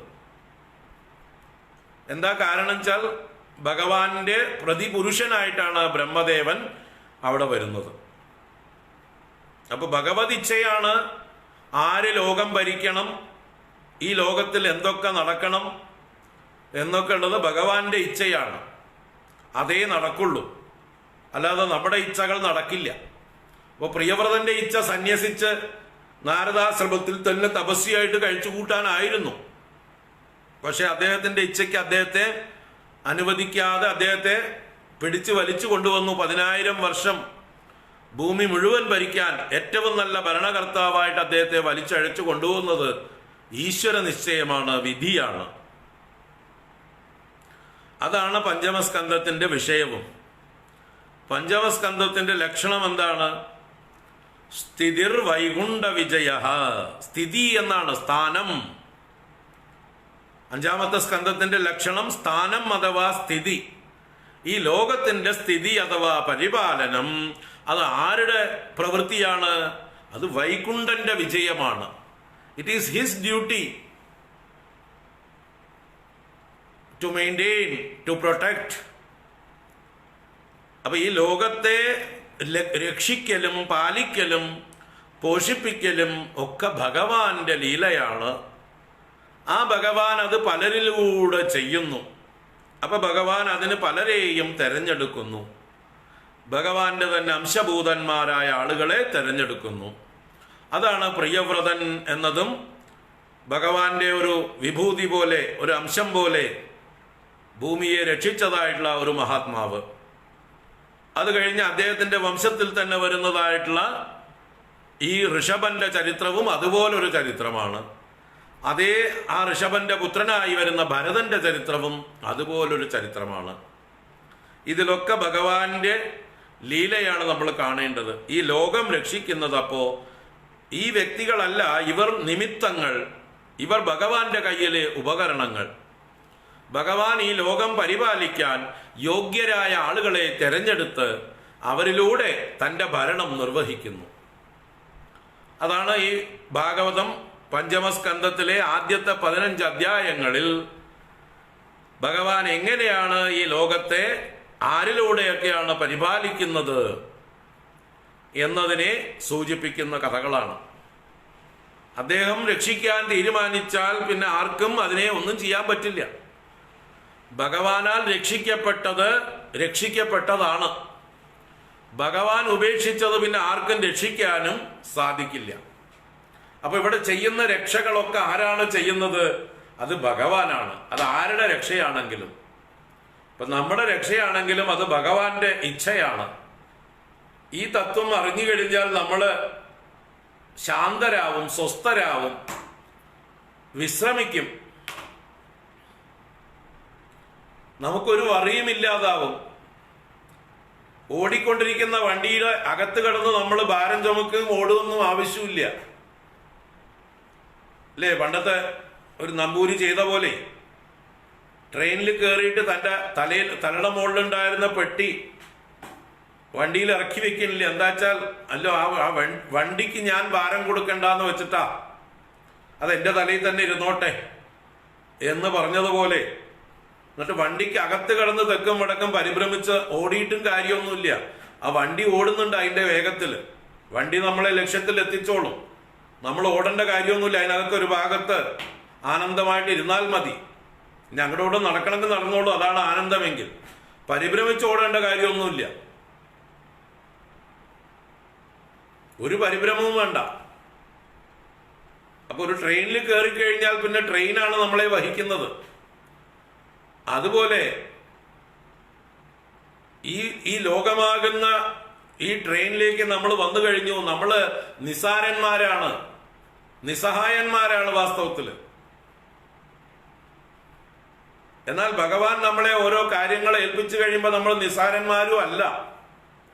ഭഗവാൻ നമ്മളെ ഓരോ ഡ്യൂട്ടിക്ക് തെരഞ്ഞെടുത്ത് കഴിയുമ്പോഴാണ് നമുക്ക് പ്രഭാവം ഉണ്ടാവുന്നത്, നമ്മൾ ലോകത്തിന് ആവശ്യമുള്ളവരായിട്ട് മാറുന്നത്. പക്ഷെ ഭഗവാൻ നമ്മളെ തെരഞ്ഞെടുത്ത് നമ്മളെ ഓരോ രംഗത്ത് ശോഭിപ്പിക്കുമ്പോൾ അതിന്റെ അഭിമാനം നമുക്ക് വേണ്ട, അതിന്റെ അഹങ്കാരം നമുക്ക് വേണ്ട. അങ്ങനെ അഹങ്കാരം വന്നാൽ പല്ലി ഉത്തരം താങ്ങുന്നത് പോലെയാവും. അഭിമാനമില്ലാതെ അഹങ്കാരമില്ലാതെ ഭഗവാൻ എന്നെ ഇപ്പോ ഈ ജോലി ഏൽപ്പിച്ചിരിക്കുന്നു, ഭഗവാൻ തന്നെയാണ് എനിക്ക് എല്ലാ അവസരങ്ങളും തന്നിരിക്കുന്നത്, അതിന് ആ രംഗത്ത് എന്നെ എത്തിച്ചതും ഭഗവാൻ തന്നെയാണ്, അതിനുള്ള ശക്തിയും അറിവും എല്ലാം തന്നതും ഭഗവാനാണ്. ഇനി ഞാൻ ചെയ്യുന്ന പ്രവൃത്തികളൊക്കെ യഥാസമയം വേണ്ടതുപോലെ ആവാനും ഭഗവാന്റെ അനുഗ്രഹം വേണം, അത് ഫലം തരാനും വിജയിക്കാനും ഭഗവാന്റെ അനുഗ്രഹം വേണം. നമ്മൾ എന്തെങ്കിലും ചെയ്തതുകൊണ്ടൊക്കെ അത് വിജയിച്ചോളണമെന്നില്ല, അത് വേണ്ടതുപോലെ ആയിക്കൊള്ളണമെന്നില്ല. അപ്പൊ അതൊക്കെ വിജയിക്കുന്നതും ഭഗവാന്റെ അനുഗ്രഹം കൊണ്ടാണ്. അതുകൊണ്ട് ഇവിടെ ഞാനല്ല വാസ്തവത്തിൽ എന്തും ചെയ്യുന്നത്, എല്ലാം ഭഗവാൻ ചെയ്യുന്നു, അല്ലെങ്കിൽ എന്നെ കൊണ്ട് ചെയ്യിക്കുന്നു. ഞാൻ അദ്ദേഹത്തിന്റെ കയ്യിലെ വെറും ഒരു ഉപകരണം മാത്രം എന്നുള്ള ഭാവത്തിൽ നിമിത്ത മാത്രമായി നമ്മൾ ഭഗവാൻ ഏൽപ്പിച്ച പണികളെ, നമ്മുടെ റോളുകളെ നമ്മുടെ കഴിവിന് പരമാവധി നന്നായിട്ട് നിർവഹിക്കുക. കിട്ടിയ സാഹചര്യങ്ങളെ കഴിവിന്റെ പരമാവധി ഉപയോഗിച്ചുകൊണ്ട് നടത്തുക. പരിഭ്രമമില്ലാതെ, അഭിമാനമില്ലാതെ, യാതൊരു സ്ട്രെസ്സും സ്ട്രെയിനും ഭാരവും ചുമക്കേണ്ടതില്ല. നമ്മൾ അദ്ദേഹത്തിന് അറിയാം എന്താ വേണ്ടതെന്ന്, അത് അദ്ദേഹത്തിന്റെ ഭാരം ഏൽപ്പിക്കുക. നമ്മൾ ചെയ്യാനുള്ളത് ചെയ്യുക. താൻ പാതി ദൈവം പാതി. ഇവിടെ താൻ പാതി എന്നുള്ളത് നമ്മളെ ഏൽപ്പിച്ച പണി നമ്മൾ ചെയ്യുക, ബാക്കി ചെയ്യാനുള്ളത് ഭഗവാൻ ചെയ്തോളൂ. റിസൾട്ടൊക്കെ അദ്ദേഹമാണ് ഉണ്ടാക്കുന്നത്. ചിലപ്പോൾ നമ്മൾ പ്രതീക്ഷിക്കാത്തതിന്റെ എത്രയോ ഇരട്ടി റിസൾട്ട് ഉണ്ടാക്കി കളയും. നമ്മൾ പ്രതീക്ഷിച്ചതിന്റെ എത്രയോ ഇരട്ടി നന്നാവും കാര്യങ്ങൾ. ചിലപ്പോൾ നമ്മൾ പ്രതീക്ഷിച്ചതുപോലെ ആവില്ല. അപ്പൊ നമ്മുടെ പ്രതീക്ഷ എന്നുള്ളത് നമ്മുടെ ലിമിറ്റഡ് ആയിട്ടുള്ള ബുദ്ധിയിലാണ്. ഭഗവാന് ചില സങ്കല്പങ്ങളുണ്ട്, ഇച്ഛകളുണ്ട്, അത് മാത്രമേ നടക്കൂ. ഇത് കാണിക്കാനാണ് പഞ്ചമസ്കന്ധത്തിലെ ആദ്യത്തെ 15 അധ്യായം. സ്ഥിതി വൈകുണ്ഠ വിജയ. പിന്നത്തെ 15 അധ്യായം അല്ലെങ്കിൽ 12 അധ്യായം അല്ല, 15 കഴിഞ്ഞ 11 അധ്യായം 26 വരെയുള്ള 11 അധ്യായം ഈ ലോകം മുഴുവൻ ഭഗവാന്റെ വിശ്വരൂപമാണ് എന്ന് കാണിക്കാനാ. ഈ പ്രപഞ്ചം ഭഗവാന്റെ സ്ഥൂല രൂപമാണ്. ഭൂഗോളമാവട്ടെ, ജ്യോതിർഗോളങ്ങളാകട്ടെ, ഏതൊക്കെ 14 ലോകങ്ങളാകട്ടെ, നരകവും അടക്കം എല്ലാ ലോകങ്ങളും ഭഗവാന്റെ വിശ്വരൂപത്തിൽ അടങ്ങിയിരിക്കുന്നു. ഭഗവാനിൽ തന്നെയാണ് ഈ ലോകങ്ങളൊക്കെ നിലനിൽക്കുന്നത്. അതൊക്കെ മെയിൻറ്റെയിൻ ചെയ്യുന്നത് ഭഗവാൻ തന്നെയാണ്. അതുകൊണ്ട് ഈ കാണുന്ന പ്രപഞ്ചത്തെ, കാണുന്നതും കേൾക്കുന്നതും നമ്മുടെ അറിവിൽപ്പെടാത്തതുമായിട്ടുള്ള സ്ഥൂലവും സൂക്ഷ്മവുമായിരിക്കുന്ന പ്രപഞ്ചത്തെ, എല്ലാ ലോകങ്ങളെയും ഭഗവാന്റെ വിശ്വരൂപമായി കണ്ട് അത് പരിപാലിക്കുന്നത് ഭഗവാന്റെ ഡ്യൂട്ടി തന്നെയാണ്. ഭഗവാൻ അറിയാം സ്വന്തം ദേഹം നോക്കാൻ. ഭഗവാന്റെ സ്വന്തം ദേഹമാണ് ഈ പ്രപഞ്ചം. വിരാട് പുരുഷന്റെ വിശ്വരൂപമാണ് ഈ പ്രപഞ്ചം. അദ്ദേഹത്തിന്റെ ശരീരമാണ് ഈ പ്രപഞ്ചം. And he knows how to maintain it. അതിനെക്കുറിച്ച് നമ്മൾ വറി ചെയ്യണ്ട. നമ്മൾ അദ്ദേഹം പറയുന്നത് കേട്ടാൽ മതി. അദ്ദേഹം തന്നിട്ടുള്ള സ്ക്രിപ്റ്റിനനുസരിച്ച് നമ്മൾ നമ്മുടെ റോളുകൾ നിർവഹിച്ചാൽ മതി. അദ്ദേഹം നമ്മളിൽ നിന്ന് അതാണ് എക്സ്പെക്ട് ചെയ്യുന്നത്. നമുക്കൊരു സ്ക്രിപ്റ്റ് തന്നിട്ടുണ്ട്. വേദങ്ങൾ, ധർമ്മശാസ്ത്രങ്ങൾ, അതൊക്കെയാണ് ഭഗവാന്റെ സ്ക്രിപ്റ്റ്. ആ സ്ക്രിപ്റ്റിനനുസരിച്ച് നമുക്ക് വേഷങ്ങൾ തന്നിട്ടുണ്ട്. ആ വേഷങ്ങൾ അനുസരിച്ച് നമ്മൾ ഈ പ്രപഞ്ചവുമായി ഒരു താദാത്മ്യത്തിൽ വർത്തിക്കുക, ഒരു ഹാർമോണിയസ് ലിവിങ്, എല്ലാവരുമായി ഒരു സ്നേഹബന്ധത്തിൽ, പാരസ്പര്യത്തിൽ, പരസ്പരം സഹകരിച്ച്, പരസ്പരം വിട്ടുകൊടുത്ത്, പരസ്പരം പങ്കുവെച്ച്, പരസ്പരം സ്നേഹിച്ച് ആനന്ദമായിട്ട് കഴിയാം. അതാണ് ഭഗവാൻ നമ്മളിൽ നിന്ന് പ്രതീക്ഷിക്കുന്നത്.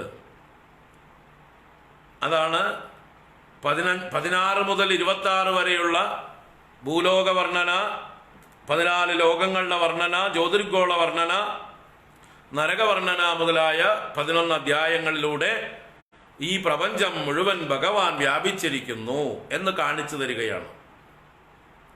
അപ്പൊ ഇങ്ങനെ 26 അധ്യായങ്ങളെ കൊണ്ട് ഈ പ്രപഞ്ചത്തിന്റെ പാലനം, രക്ഷ, അതിന്റെ സ്ഥിതി, അത് അങ്ങേരുടെ ഡ്യൂട്ടിയാണ്. സ്ഥിതി വൈകുണ്ഠ വിജയ, it is his duty and he knows it well. He knows how to maintain it. So നമ്മൾ അതിനെക്കുറിച്ച് അധികം വറി ചെയ്യേണ്ട ആവശ്യമില്ല.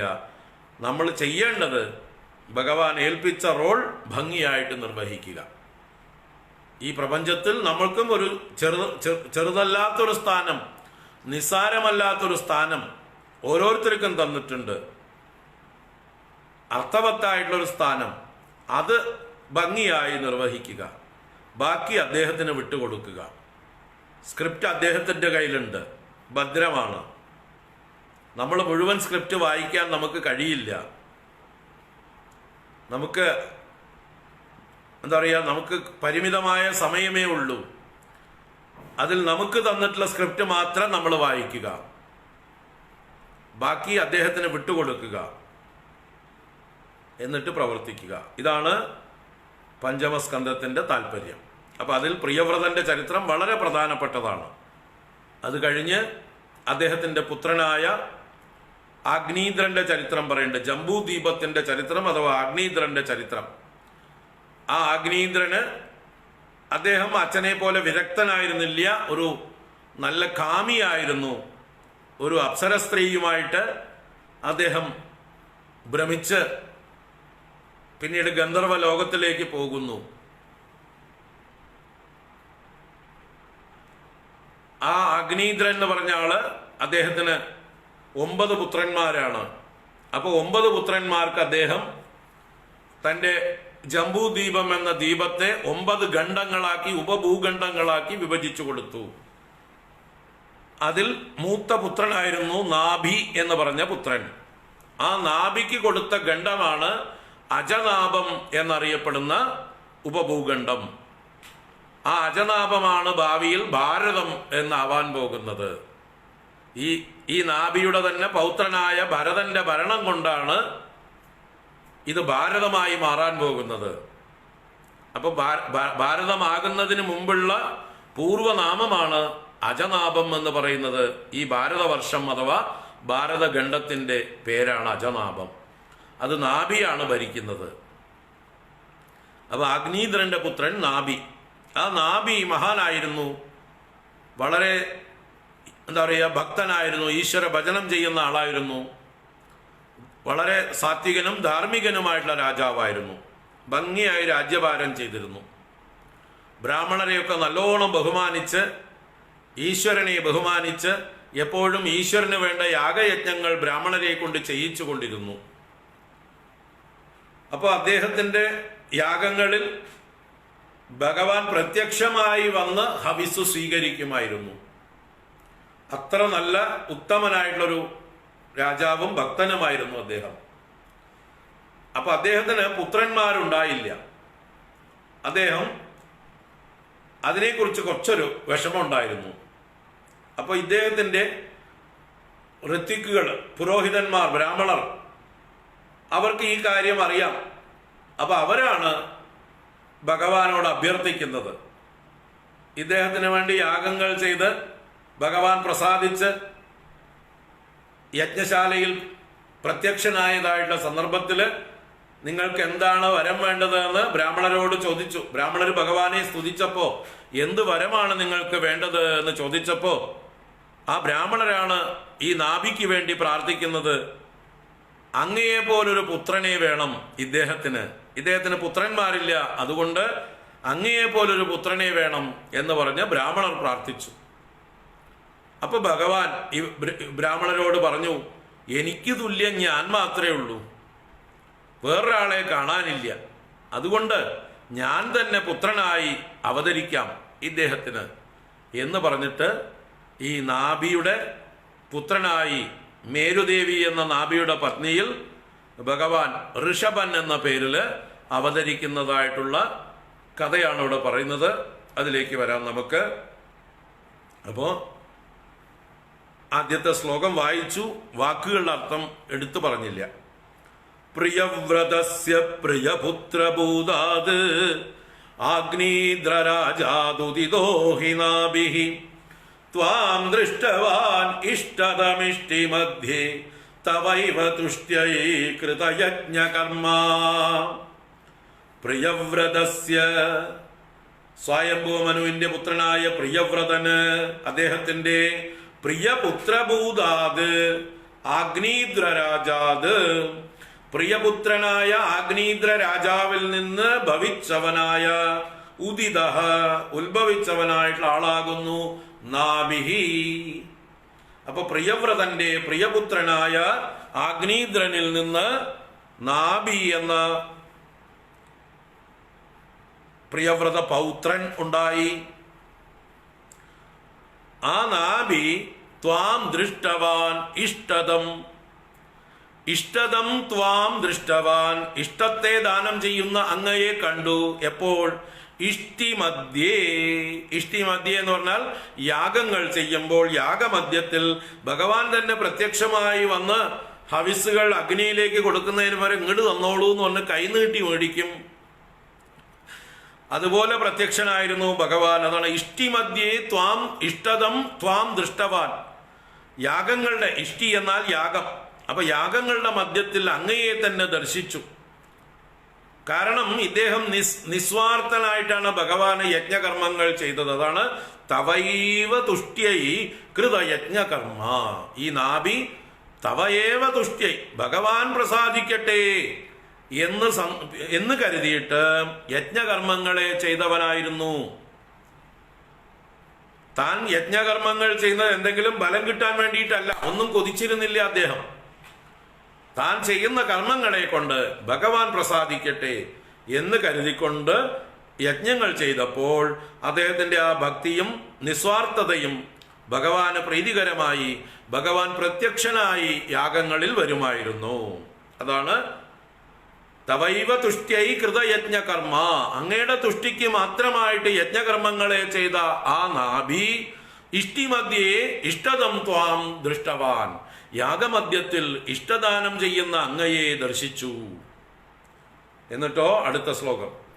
അഭിഷ്ടുതസ്തത്ര മുനീശ്വരൈസ്ത്വം രാജ്ഞസ്വതുല്യം സുതമർത്യമാനഃ സ്വയം ജനിഷ്യേഹമിതി ബ്രുവാണഃ തിരോദദാ ബർഹിഷി വിശ്വമൂർത്തേ. അഭിഷ്ടുതസ്തത്ര മുനീശ്വരൈസ്ത്വം രാജ്ഞസ്വതുല്യം സുതമർത്യമാനഃ സ്വയം ജനിഷ്യേഹമിതി ബ്രുവാണഃ തിരോദദാ ബർഹിഷി വിശ്വമൂർത്തേ. ഗുരുവായൂരപ്പനെ മേൽപ്പത്തൂർ സംബോധന ചെയ്യുന്നതാണ് വിശ്വമൂർത്തേ. വിശ്വമാകുന്ന മൂർത്തിയോട് കൂടിയവനെ, പ്രപഞ്ചമാകുന്ന ശരീരത്തോടു കൂടിയവനെ ഭഗവാനെ ഗുരുവായൂരപ്പ വിശ്വമൂർത്തേ, അങ്ങ് അഭിഷ്ടുതഃ തത്ര മുനീശ്വരൈഹി ത്വം, മുനീശ്വരൈഹി ത്വം തത്ര അഭിഷ്ടുതഃ. ആ യാഗത്തിൽ പുരോഹിതന്മാരായ ബ്രാഹ്മണന്മാരാൽ, അവരെയാണ് ഇവിടെ മുനീശ്വരൈഹി എന്ന് പറഞ്ഞത്, ആ ബ്രാഹ്മണരാൽ ഋത്തിക്കുകളാൽ മുനീശ്വരൈഹി ത്വം തത്ര അഭിഷ്ടുതഃ, അങ്ങ് പ്രത്യക്ഷനായി വന്നപ്പോൾ അങ്ങയെ ഈ ബ്രാഹ്മണർ സ്തുതിച്ചു, മുനീശ്വരന്മാരാൽ സ്തുതിക്കപ്പെട്ടു. എന്നിട്ടോ അങ്ങ് എന്താണ് വരം വേണ്ടതെന്ന് ചോദിച്ചപ്പോൾ അവരെന്ത് പറഞ്ഞു? രാജ്ഞഃ സ്വതുല്യം സുതം അർത്ഥമാനഃ. രാജ്ഞഃ രാജാവിന് സ്വതുല്യം ഭഗവാന് തുല്യമായിട്ട് സുതം പുത്രനെ അർത്ഥമാനഃ അർത്ഥിക്കുന്നവരായി ആര്? ആ ബ്രാഹ്മണര്. ഇയാള് ചോദിച്ചില്ല, നാഭിയല്ല ചോദിച്ചത്, ബ്രാഹ്മണർ ചോദിച്ചു ഭഗവാന് വേണ്ടിയിട്ട്. അതാണ് രാജ്ഞഃ സ്വതുല്യം സുതം അർത്ഥമാനഃ. രാജാവിന് ഈശ്വര തുല്യനായിട്ടൊരു പുത്രനെ വേണമെന്ന് ആഗ്രഹിച്ചു. അപ്പൊ ഭഗവാൻ എന്ത് പറഞ്ഞു? സ്വയം ജനിഷ്യേ അഹം, സ്വയം ജനിഷ്യേ അഹം, അഹം സ്വയം ജനിഷ്യേ, ഞാൻ തന്നെ അങ്ങോട്ട് ജനിച്ചളയാം. എനിക്ക് തുല്യനായിട്ട് വേറെ ആരും ഇല്ലാത്തത് കൊണ്ട് ഞാൻ തന്നെ അങ്ങോട്ട് ജനിച്ചളയാം എന്ന് ഇതി ബ്രുവാണഃ, ഇങ്ങനെ പറയുന്നവനായിട്ട് തിരോദദാ ബർഹിഷി.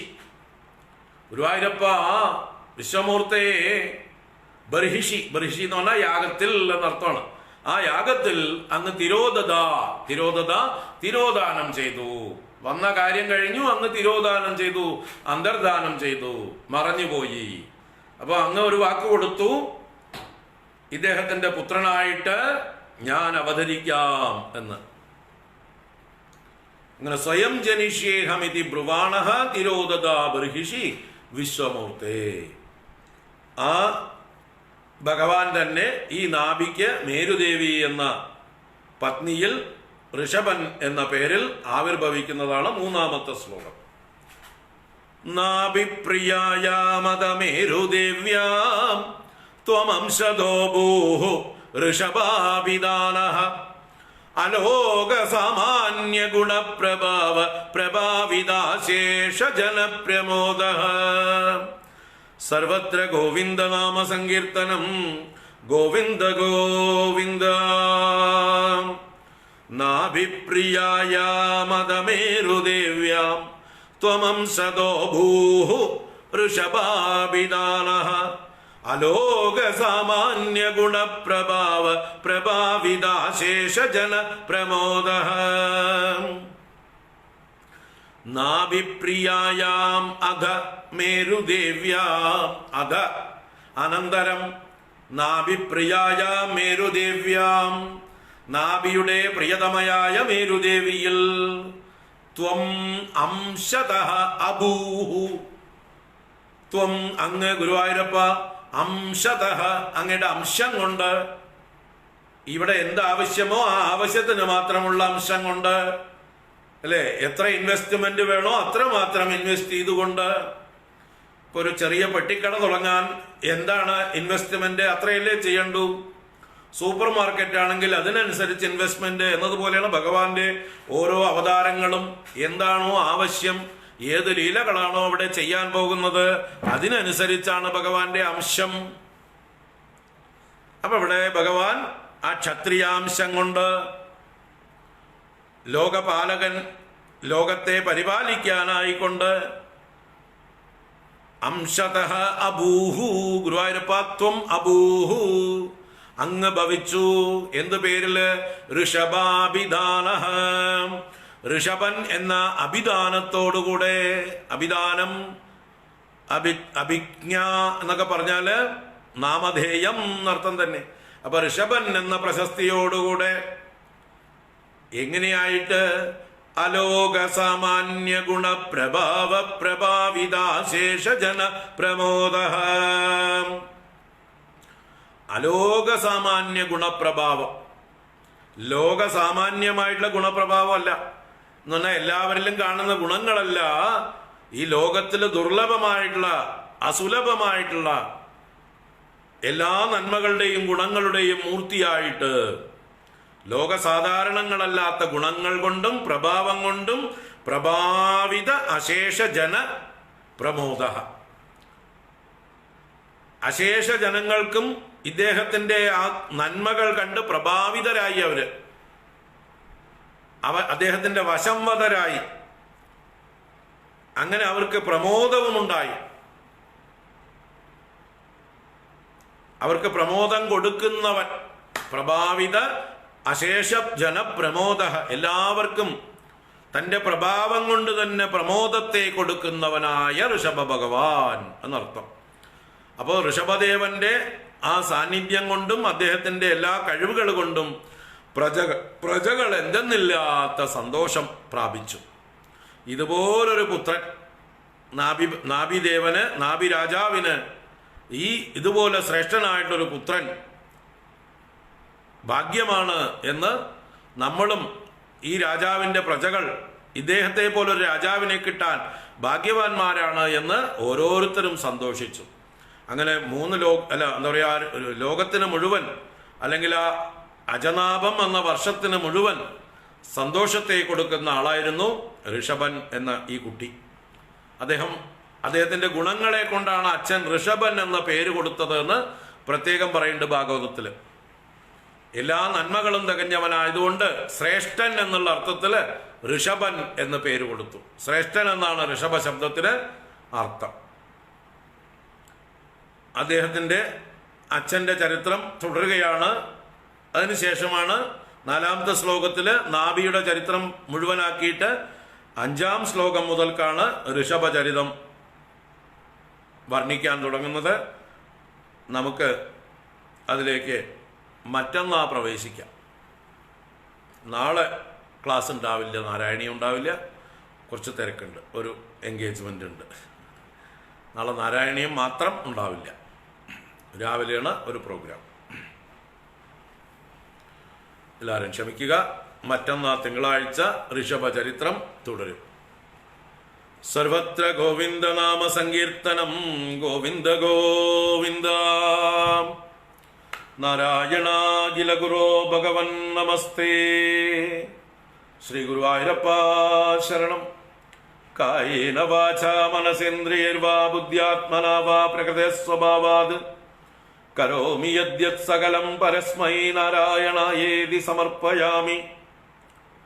ഓം ശാന്തി ശാന്തി ശാന്തി. ഹരി ഓം. ശ്രീ ഗുരുഭ്യോ നമഃ. ഹരി ഓം. ഹരി ഓം. നാരായണ. എല്ലാവർക്കും വീണ്ടും വീണ്ടും ദീപാവലി ആശംസകൾ. വൈകുന്നേരം കാണാം ഭഗവത്ഗീത ക്ലാസ്. ഹരി ഓം.